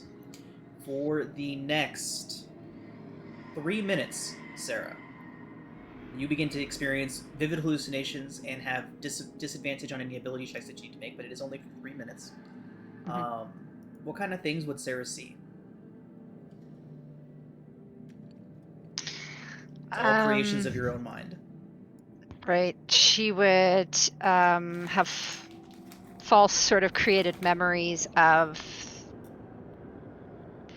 the sort of the story she heard of her own mother trying to kill her as soon as she was born.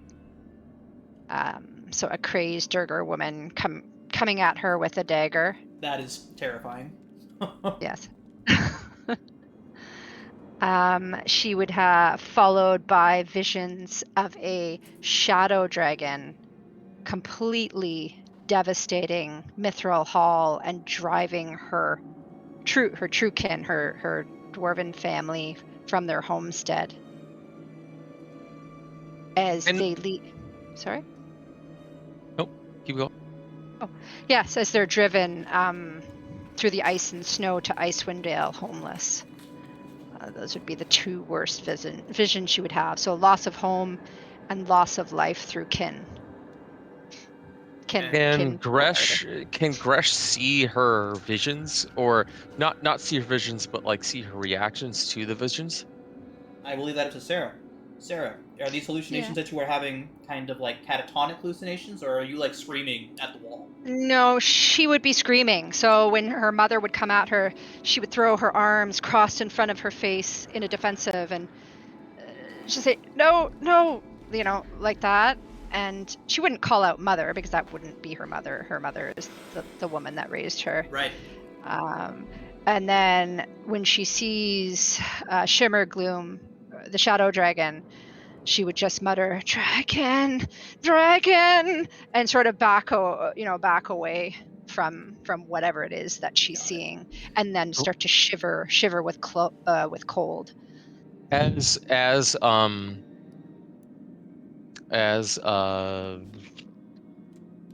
Cillian? No, wait. Who is staring off? Yeah, Cillian. As Cillian's staring off, Gresh will look at Sarah and see her in turmoil. Does she need to? Is she afflicted like immediately? By the madness, yes.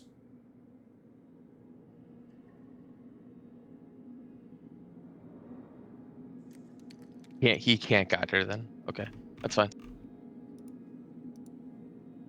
Alrighty, Sarah. That goes on for 3 minutes. That seemed to stretch on for a very long time before you regain your senses. You realize that you are, in fact, just here with. Go ahead.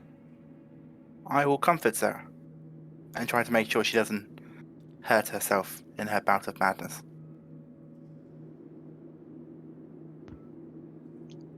Aranis, is that you?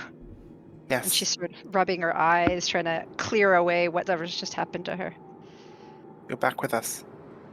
Oh, it was terrible. It was terrible, Aranis. What did you see? Oh, just everything I've ever feared just came before me. I'm sorry. Do you want water? Or beer? I'm sure we have ale somewhere. Well, if you have some ale, I could never refuse. It always makes me feel better. I almost wish we didn't leave Gracklestug. I feel like the walls are closing in on me here. I know what you mean. It's weird. Obviously, we were still underground in Gracklestug, but somehow this feels so much smaller now. Yes, smaller and tighter. Gresh is going to dash in as Sarah, clearly out of her mind and not having the same conversation that Aranis is having with her. Because obviously the madness isn't going to be just talked out of her. We said that 3 minutes had passed before Aranis went over there. Oh, so what? She's just like freaking out for 3 minutes? Yep, that's what happened. I'm with her. I'm holding. I know. You're I'm holding trying her to hand. restrain her. You're trying to restrain her? No, not trying to Okay. restrain her, but like I'm holding her hand so she doesn't hit someone or herself or. She's gonna try to hit you. I don't think she's rushing. She's a paladin. That's fine. Are you? Yes. And if Sarah needs to hit me, she can hit me. It's fine. Okay. If it keeps her safe. Okay. I thought, all right. But thank you, Gresh, for your I concern. mean, if she's afraid of things and, overpower fear with fear. Is she gonna like attack him? So essentially what just happened is Sarah freaked out for 3 minutes, right? Aranis went over there to help calm her down, make sure she didn't hurt herself, lightly restrain her while she was kind of having her freak out. Yeah, but is she going to like attack during that time? Doesn't sound like she did. If Sarah wants to attack me, I'm fine with that. Yeah. Sarah, how would you have reacted?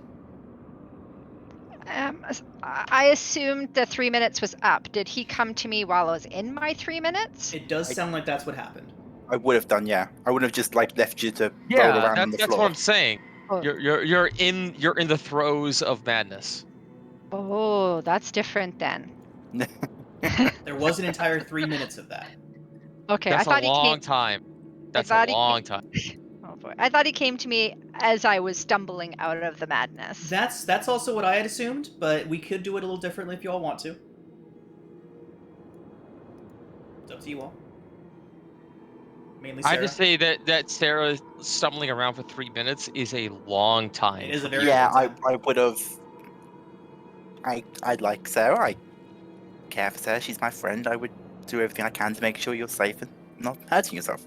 Okay, so Sarah, since you were having full-blown hallucinations, walking around, screaming, let's go ahead and do a contested athletics check between the two of you. Oh my god. Does that work for you, Sarah? Yeah, sure. Okay. Yeah, I'm Gonna get my just ass saying kicked. that like it wasn't instant. Oh my god, I can't even beat that. Sarah, get him! Get him! So yeah, if you attempted to put your arm around her, she would pummel you with Oh no! full fist strength, and say no. Then I use my reaction to warding flare. Blinder. Okay, we will keep this minimal so that you all don't actually like thoroughly fuck each other up here. But go ahead and roll a con save against that flare, Sarah. Flare. Okay. Mother. You see right through it and make an unarmed strike at Aranis. Uh-oh. Nope. Where is my unarmed strike? It doesn't matter. Hit him with your mace. Oh, I got it. Break his brains in. Oh, Honest? that Eh? is. That's Does a my 19 hit? AC's 18. Does a 19 hit? Bludgeoning. It does. Oh, it's only 4 That's fine. bludgeoning. Yeah, do you smite him?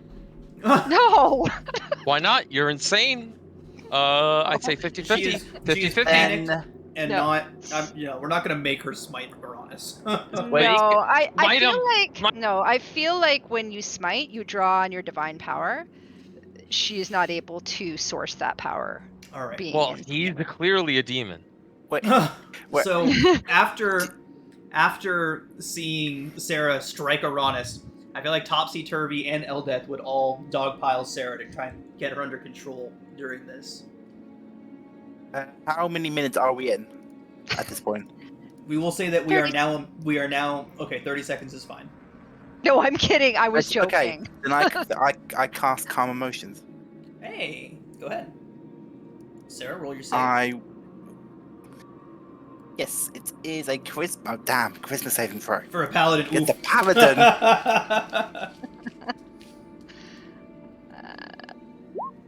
Oh, There we go. there we are. My usual rolls. 9. Sessional? unless you choose these. No, I will not. I will look within myself for that divine spark gifted to me, and I will think of all the emotions I feel when I think of Sarah. So confidence and optimism, and how much I enjoy our friendship, and I'll impart that to everyone within 20 feet. All right. So as everyone, Eldeth, Topsy, and Turvy dogpile onto Sarah, giving Uranus the time he needs to cast his calm emotions, Sarah, you do relax, and while you are still seeing these things, you are much more at peace and are not actively freaking out anymore. So the next 2.5 minutes goes by without you actively trying to lash out at anyone. Okay, perfect. While all that's happening, and then for one more minute following, Cillian is chewing on leather. Yep. But he thinks Gresh is a really nice guy. Harmed me. He didn't command me. So, we're just best friends. Yeah. Have you tried this leather? Would you like some of my jerky, friend? Did you know that when you roll dice, we could have fun? And he's gonna take out a dice set and we're gonna start rolling dice. He's gonna teach better him eat how the to dice. roll. He's gonna teach him how to shoot shoot dice. I don't know if you guys ever had to do that. It's super fun. He's gonna put a copper piece down and be like, shoot dice. And he's gonna be like, oh god, Cillian, oh you beat me. And he's gonna double down the dice and double down the amount to copper and just keep rolling. Cillian's gonna try to eat your dice and your copper.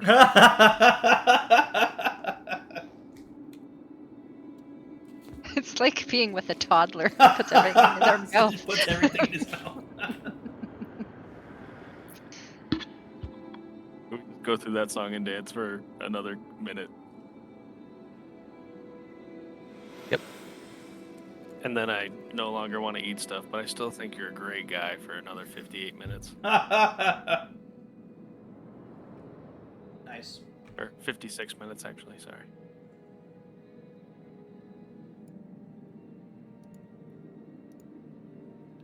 All right. All right, good stuff, everybody. You all.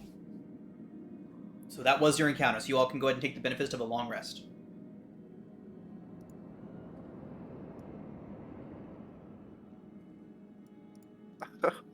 All right. So, I have a question. After that hour is up, even if I've gone to sleep, I'm going to know he cast a spell on me. He Yes. charmed me. Would that wake me out of my cold sleep? I don't think so. I think you just wake up with the knowledge.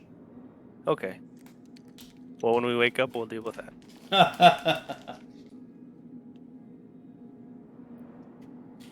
All right. Clutching my jaw. I need ice.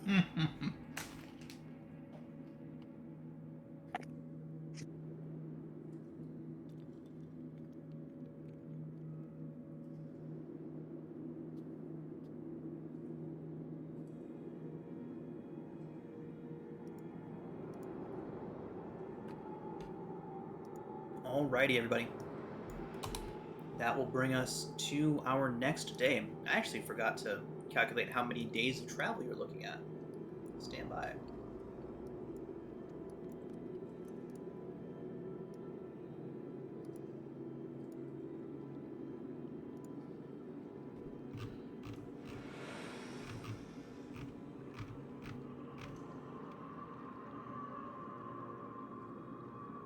Okay.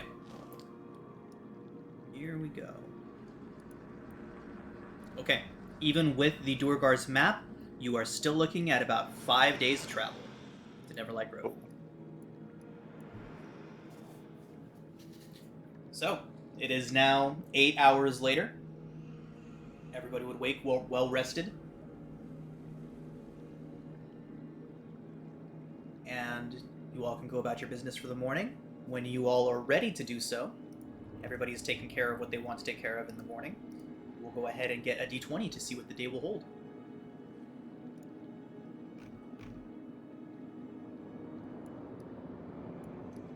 Cillian, was there something you wanted to deal with?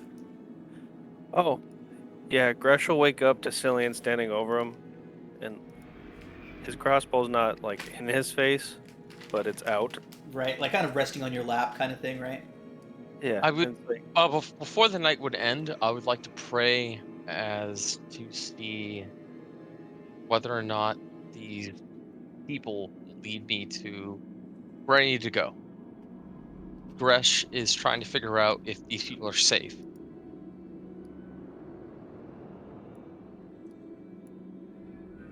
He's using his religion to kind of like see if people that he's kind of latched himself onto will bring him anything besides death outside of Huh. Gracklestug. Okay. But before then, it will be a nat 20. So it's up to you. Like as he's going to sleep. Okay, so you're using your nat 20 for the day to roll a religion Yeah. check Yep. to try and commune with your deity. So the like 22, 24, 20, 24. I would say that you would get no response at first, but as you fell asleep, you would begin to get prophetic visions, prophetic dreams. That you do have a major part to play here, but your safety is far from guaranteed. Whatever Perfect. deity that you are communing with would. With your 24, you definitely get contact, but they don't want to tell you your fate. They know it, but they want to see how you respond to it. So, who is your deity, by the way? It'll be somebody he's searching for. It's not a deity like established. It's more like the abyssal like demons who were corrupted long, long ago in his bloodline. And he's trying to figure out where his bloodline comes from. So like a long time ago, demonic forces like corrupted somebody who died in his bloodline. He's trying to figure out what that means to him now. But that was like thousands of years ago. Okay. I'll need you to send me a little bit more info on that later. But for the time Yeah. being, Yep. let's go ahead. Yeah. For the time being, let's go ahead and say that you were able to make contact with who you were trying to reach, and that they were able to show you that you do have a major part to play here. And again, your safety is far from guaranteed, but the world has a far better chance of existing in a couple of years if you were to stay to help. That's all. We'll say that's the gist of what you get.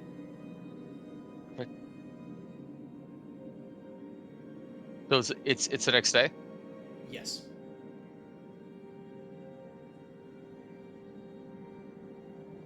It Right. is now the next day. Divination dice. 17 and 16. 17, 16. Oh, let's go, boys. All right, what's up? All right, I wake up. Ah. Cillian? oh yeah. I'll just kind of be standing there staring at you and say, I'm going to give you the benefit of doubt that you were trying to help. But we just met. And until you earn my trust, stay the hell out of my head. And I'll just walk away. Sorry, sir. If you wish me to stay away, I will, of course. I respect your autonomy. Cillian will just walk away towards the entrance of the cave and just, I don't know, keep a lookout and see if anything's coming while everybody wakes up and has breakfast or whatever. But you're He's one of the only. He's begrudgingly thankful, but he just didn't like the intrusion from someone he has no trust for yet. You know what I mean? Everyone else is asleep. Everybody would be waking up at this point.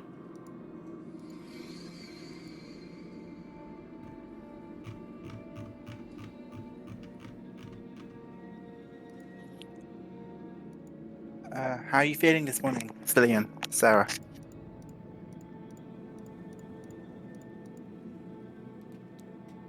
Hurts. What was that? Pardon?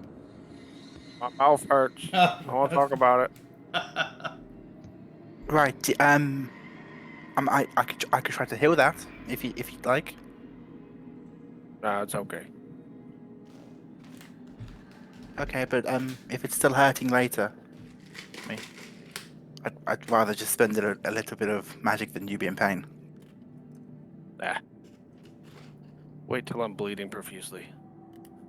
Right. I mean, I would like to intervene before that, but yes, of course. Well, you know what I mean. You know, big blood healing. Got that. And you, sir? I don't know. She's rubbing her fist. I feel like I punched the crap out of someone last night. Yeah, I mean, you have one hell of a right hook. Ugh. I hope I didn't hurt you too bad, Aranas. I mean, I could have sworn I had more teeth on that side of my jaw. But you know, I'm not very good at math. I might have miscounted.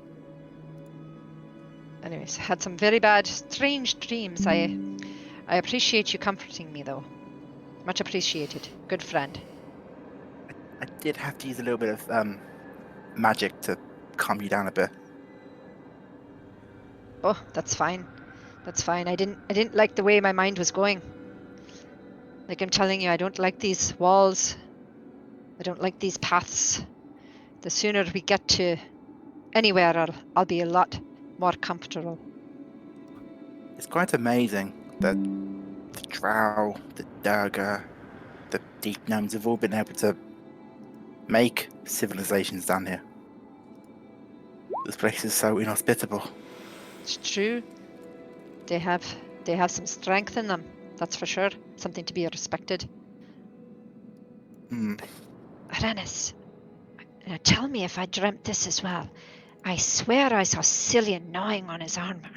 It's very odd. No, that happened. I'll tell you more later when he's out of earshot. Okay, sure, okay. Shh. He was proper ow on stuff. And our mime might really exaggerated my chin. But later.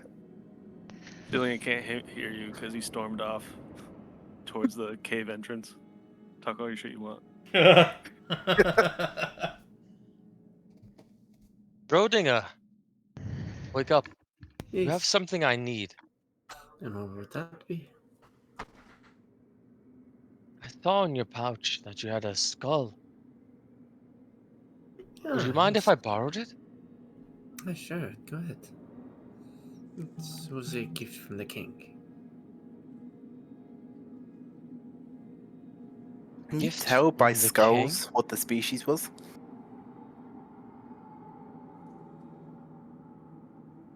Probably to some degree. Durgar? It would definitely be Durgar. You could just make sure it was like a drow or something. No, it would be Durgar. Do you have any use for this thing? This skull? I do. It's not the proper use for it now. Perhaps you could guide me in my summoning. Do you know how to summon? I do. I'm You able do? to concentrate. It's only lasts for an hour. But if you Yes. would like a demonstration, I can be more than willing to provide one. I have none of my own. If you could show me, that would be. I'd be most honored. Schrodinger will reach into his satchel, pulling out the gilded skull, holding it in his hand. The sockets in its eyes will spark with a green ominous light as Schrodinger begins to cast his incantations, speaking in Abyssal. And before long, a ghostly spirit will emerge in between Schrodinger and Gress. Have you created? What is that? The summoning. You take dead from a world from where they are, and bring it here. It's kind of like you're familiar. It comes from its plane of existence. It's same as the dead. They come from their plane. I've seen in books. Simply borrowing. I've seen in books what you speak of, but this isn't. This isn't something that I. Do you mind if I borrow the skull and try? Of course. Schrodinger will hand over the skull. You both have summon undead. Correct. Wow. Okay. Cool. And Force Gresh multiplier. will create a skeletal warrior in front of Schrodinger's skeletal creation. Is this not? How do you control it? I'm not sure. It seems to be floating there. They do not hate each other. Why? It's perhaps don't see each other as enemies. It's most likely attack what you see or what you command it to attack. Here. Here's the skull. Almost like a form of contract. I do not understand why. I will speak with this thing. Here's your skull back. Sure, I'll just put it back into his satchel. Thank you. I enjoyed this lesson.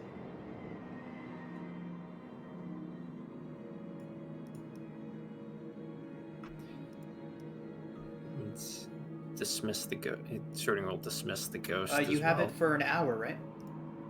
Yes, yeah, he'll keep it since you never know what would happen for an hour. Alright. So, as soon as you all Curious, are ready what to is- head back out into the tunnels, somebody roll a d20.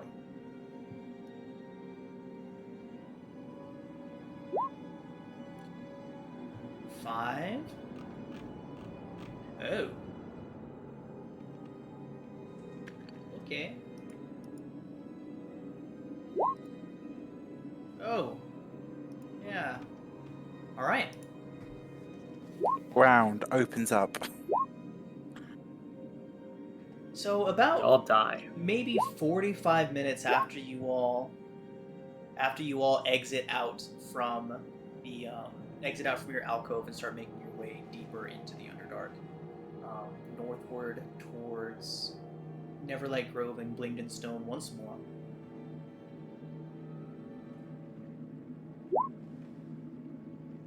Okay. Outward towards Blingden Stone once more. After maybe about 45 minutes or so, you all feel a rumbling Those of you that are familiar with natural phenomena would recognize this as an earthquake. Being this far below the ground, it is incredibly violent. The walls shake, and... Who said it? Somebody said it. And the floor collapses Are you beneath kidding? you all. Okay. God. The tremor causes a cave-in. You all drop several dozen feet, rolling down. I'm sorry, about a dozen or so, maybe more feet, and rocks continue to fall, and you find yourselves stopped. You can hear some shouts calling out from above you. It seems that Eldeth and Topsy and Turvy are shouting, trying to figure out what happened to you all. You hear them, but it sounds like they're coming from a mile away.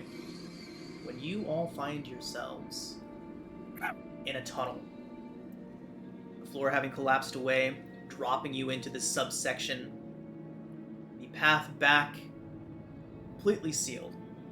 You can hear your other accomplices, your other allies calling out for you, and you all find yourselves here.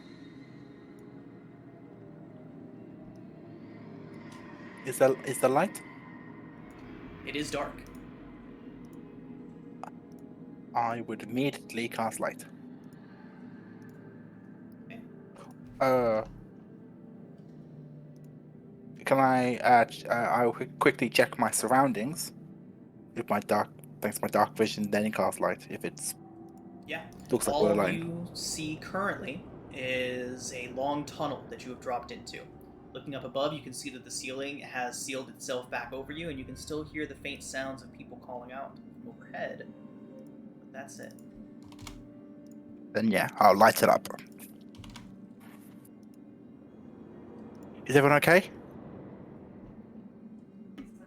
I think so. How far did we fall?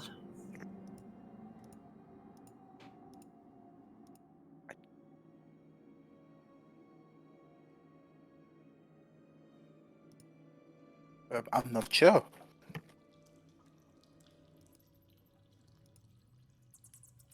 I'll quickly visually inspect everyone to make sure no one's injured. Okay.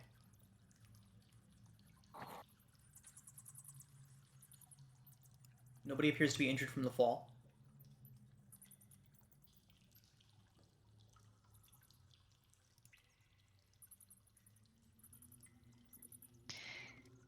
Well, that was unfortunate. It looks like there's no way back up. You know what we have to do. Head north.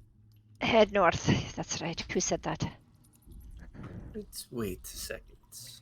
Who said what? Going to send the ghostly spirit forward into this crossroads. Okay. As the ghostly spirit kind of begins trekking forward, another tremor rocks the cavern. This one shakes loose a lot of the rocks overhead. I need everybody to make saving throws, dexterity. Did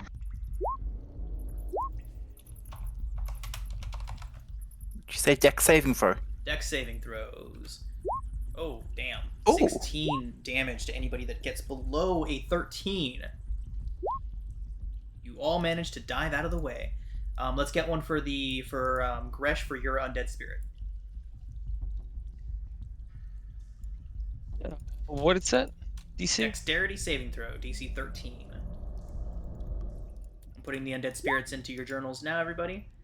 And we'll get unique arts for each type. But for now, that will have to do.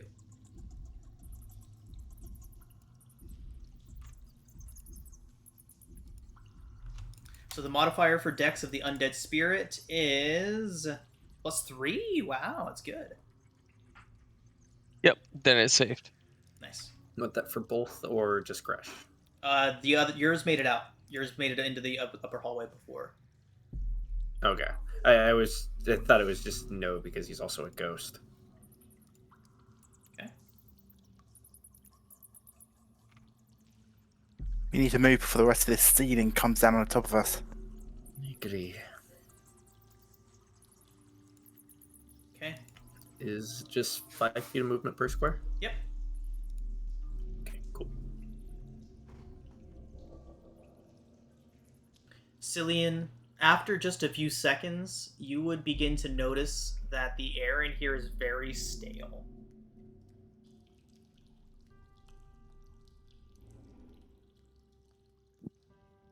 Oh, this air is stale. Nothing's moved down here in a long time. That's bad, isn't it? Not necessarily. Could it be bad if we don't start moving? Not necessarily in the short term.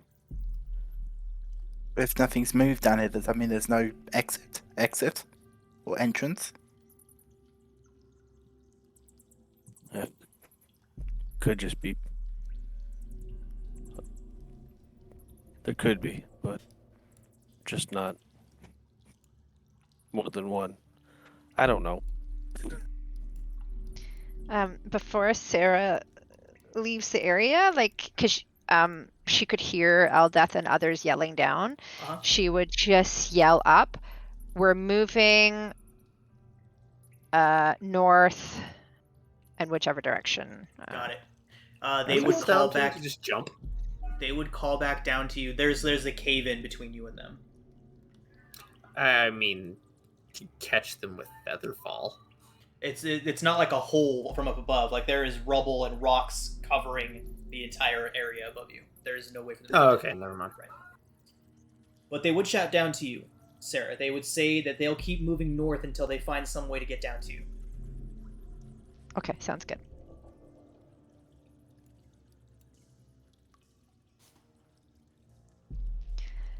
Well, north it is. Served us well in the past. So as you all move into this passageway up here, you can see that the walls are damp. Some of them even have a little bit of running water rolling down them. The entirety of the area glistens with a dark, dripping water.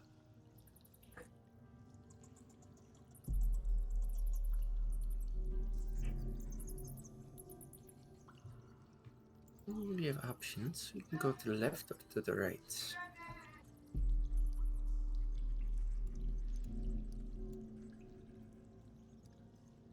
Just gonna wait till our tracker gets up front.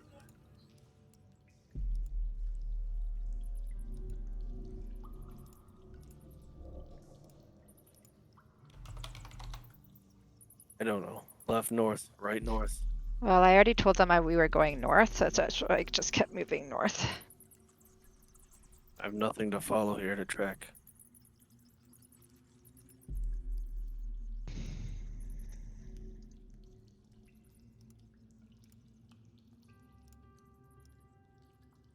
We can always double back if we need to. Sarah, you would see something very strange. The ceiling up above you begins to distend, almost like a bubble of water forming. Like when water builds up beneath like wallpaper or something like that. It begins to bubble downward. Oh. And then Uh-oh. detaches from the ceiling and drops right down onto Schrodinger's undead ghosty boy. We're gonna roll initiative. Oh, that's terrible. Does anything happen to the undead spirit? You all are surprised, so probably. Let's see. Schrodinger, as this thing detaches from the ceiling and splops down onto your spirit, it does swipe at it with one of its pseudopods. That is an 18 to hit.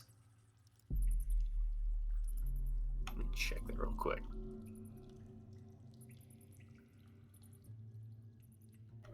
Plus level. Yeah, it hits.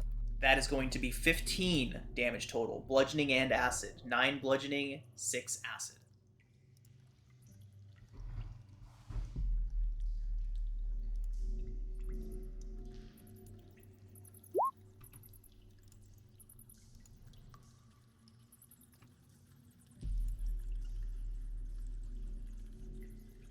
I pressed the button. It's not doing anything.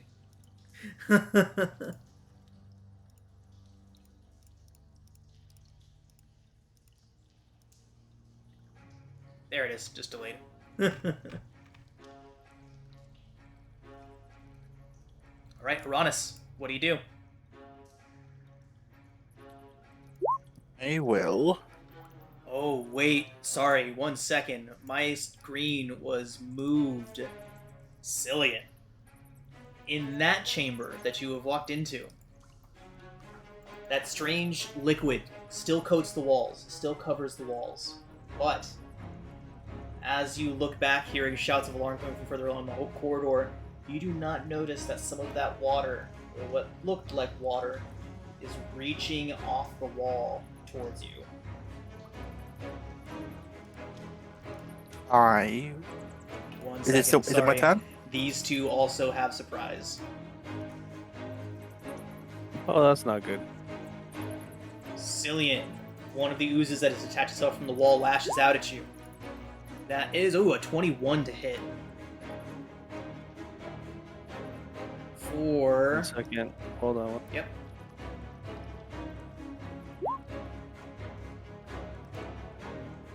That's a melee attack, right? Yes. Said 21. 21. Oh, still hits. Damn. Rough. Okay. That is going to be 6 bludgeoning and 9 acid that you take.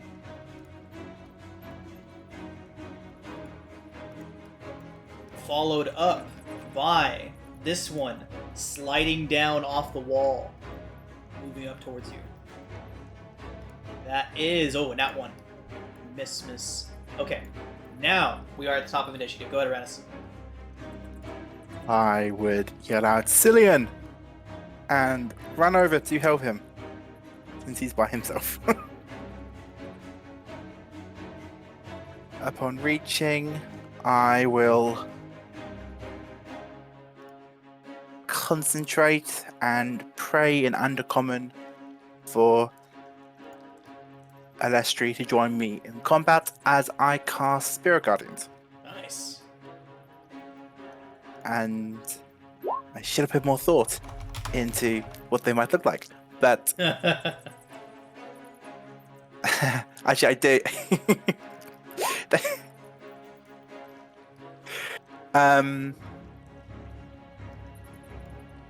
Yeah, they take the form of angelic drow-like beings, all radiating a soft moonlight, tiny dances, each with a bastard sword. Nice. And they move around me in a coordinated dance. Okay.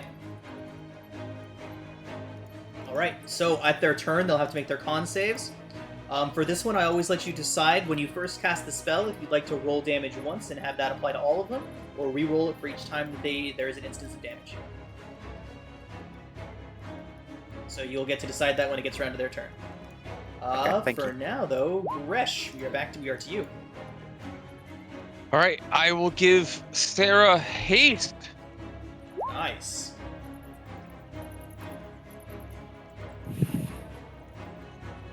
Move back to about here. Okay. Yep. Okay. And my turn. Fantastic. Yeah. Very good. Sarah, go ahead. Okay. Sarah will charge forward, the thing just having dropped in front of her. And she will feel very speedy. Her legs are moving in double time as she approaches, and she will hit with her new fancy longsword. My initiative wasn't tracked. Nope, go ahead and roll it.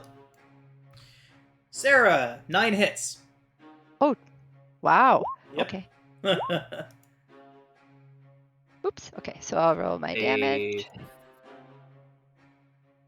Sorry?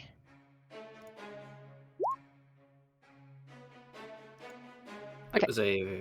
Sorry, my initiative was a 15 before combat started. Okay, so you'll act right after Sarah. Okay. Okay, I'll just roll my damage. 6 slashing, Okay. and I'll take my second hit, swinging in the opposite direction. That's a hit. Okay. 7, All right. So And- total of 13. Okay. and she's feeling fat. Like that sword is just moving all like, all over the place, and she's actually able to get a third hit Nice. in. Whack. That's a hit. 9. All right. Any spikes going in? Yeah, I'll throw a smite in as well. Okay. 2d8. Okay. All right. Sarah, as you hack away at this thing, it begins to split into several smaller versions of itself.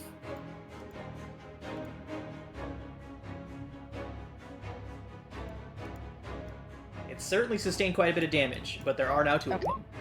Alrighty. Okay.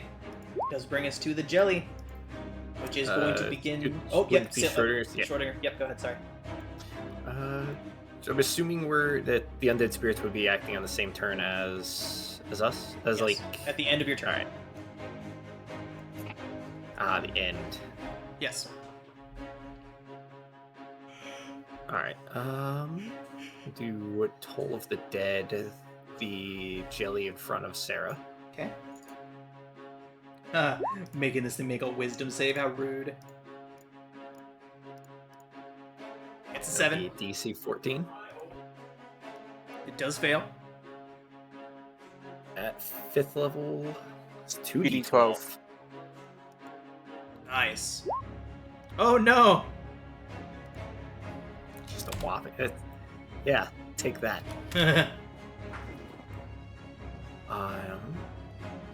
To step a little bit back, and the undead spirit is going to move a little bit behind them.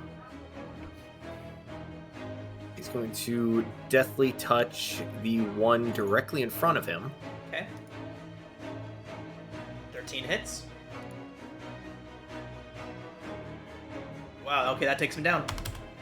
And it's multi-attack, so you're going to deathly touch the other one. Oh, wow. 12 hits. Takes it down. Nice. You all were worried about undead friends. Yeah, Sarah's now just face to face with an undead. She's like conflicted. And that is all. Zillion. The jellies before me. The ochre jelly was. The gray oozes are not. Okay, well, bonus action.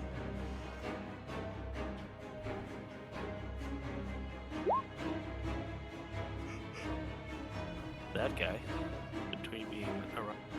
Okay.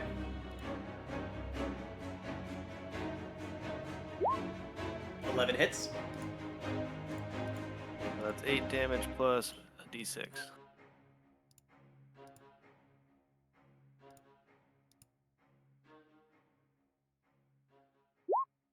So 9. Okay. Wow.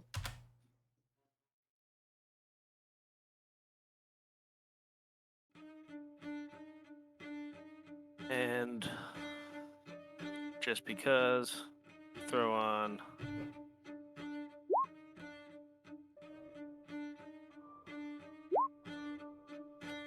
three more damage Okay. and advantage on the next attack on that creature. Okay. That's it. Oozes. All right, Uranus, one of them is going to lash out at you. That is going to be a 21 to Wait, hit. does the Spirit Guardians go at the end of the Oh, start? it is the start. You're right. You are right. Go ahead and roll damage on that. So do I have to decide whether it's every time or just the once before I roll? That is up. Or Yes, can I you do s- have to decide before you roll. I think just because there's two of Can't them, make it too easy for you. Just because there's 2 of them, I'll roll each time. Okay, In the future, if there's lots of them, I'll just do one. got it. So the first Okay. one, wisdom saving throw result, is a failure. And that's 13 points of radiant. Yes. It does die. The next one, wisdom saving throw result, is another failure for 9. Okay, now the one remaining ooze will lash out at Cillian. Cillian, that is only a 12 to hit. Miss. Alright, Aranis, we are to you. I will move forward, flanked by all my backup dancers / fighters, and I will join in their movements and the dance as I unsheathe my +1 rapier and try to stab the stupid ooze. Nice. 25 certainly hits. 8, okay.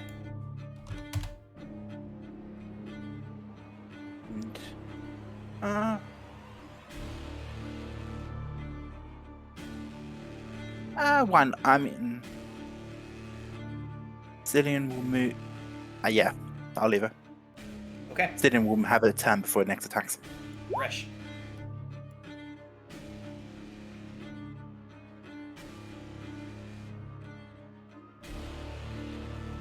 I can't see anything.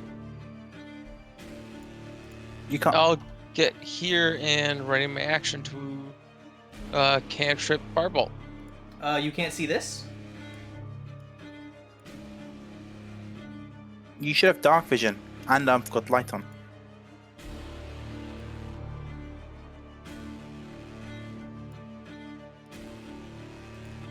Something might be up with your roll 20 plaques. There's no reason you shouldn't be able to see. Well, roll 20 just closed for no reason. Fuck. You wanted to summon undead spirits. Now your roll 20 is haunted.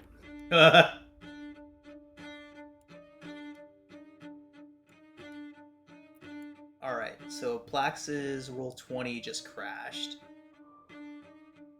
Yep. Plax, do you want me to roll that firebolt for you from your sheet? Yeah. Alright. Coming in. You get a 14, which does hit, and you do 7, which does incinerate that ooze. Alright, everybody. Water dripping from the cavern walls. You can hear it splashing a little bit louder than it was a few moments ago. We are out of initiative, but you are certainly not out of the woods yet, as you look down and notice that the water around your feet is just a little bit higher than it was a few seconds ago, because this whole chamber appears to be flooding. And that is where we're going to pick up next week.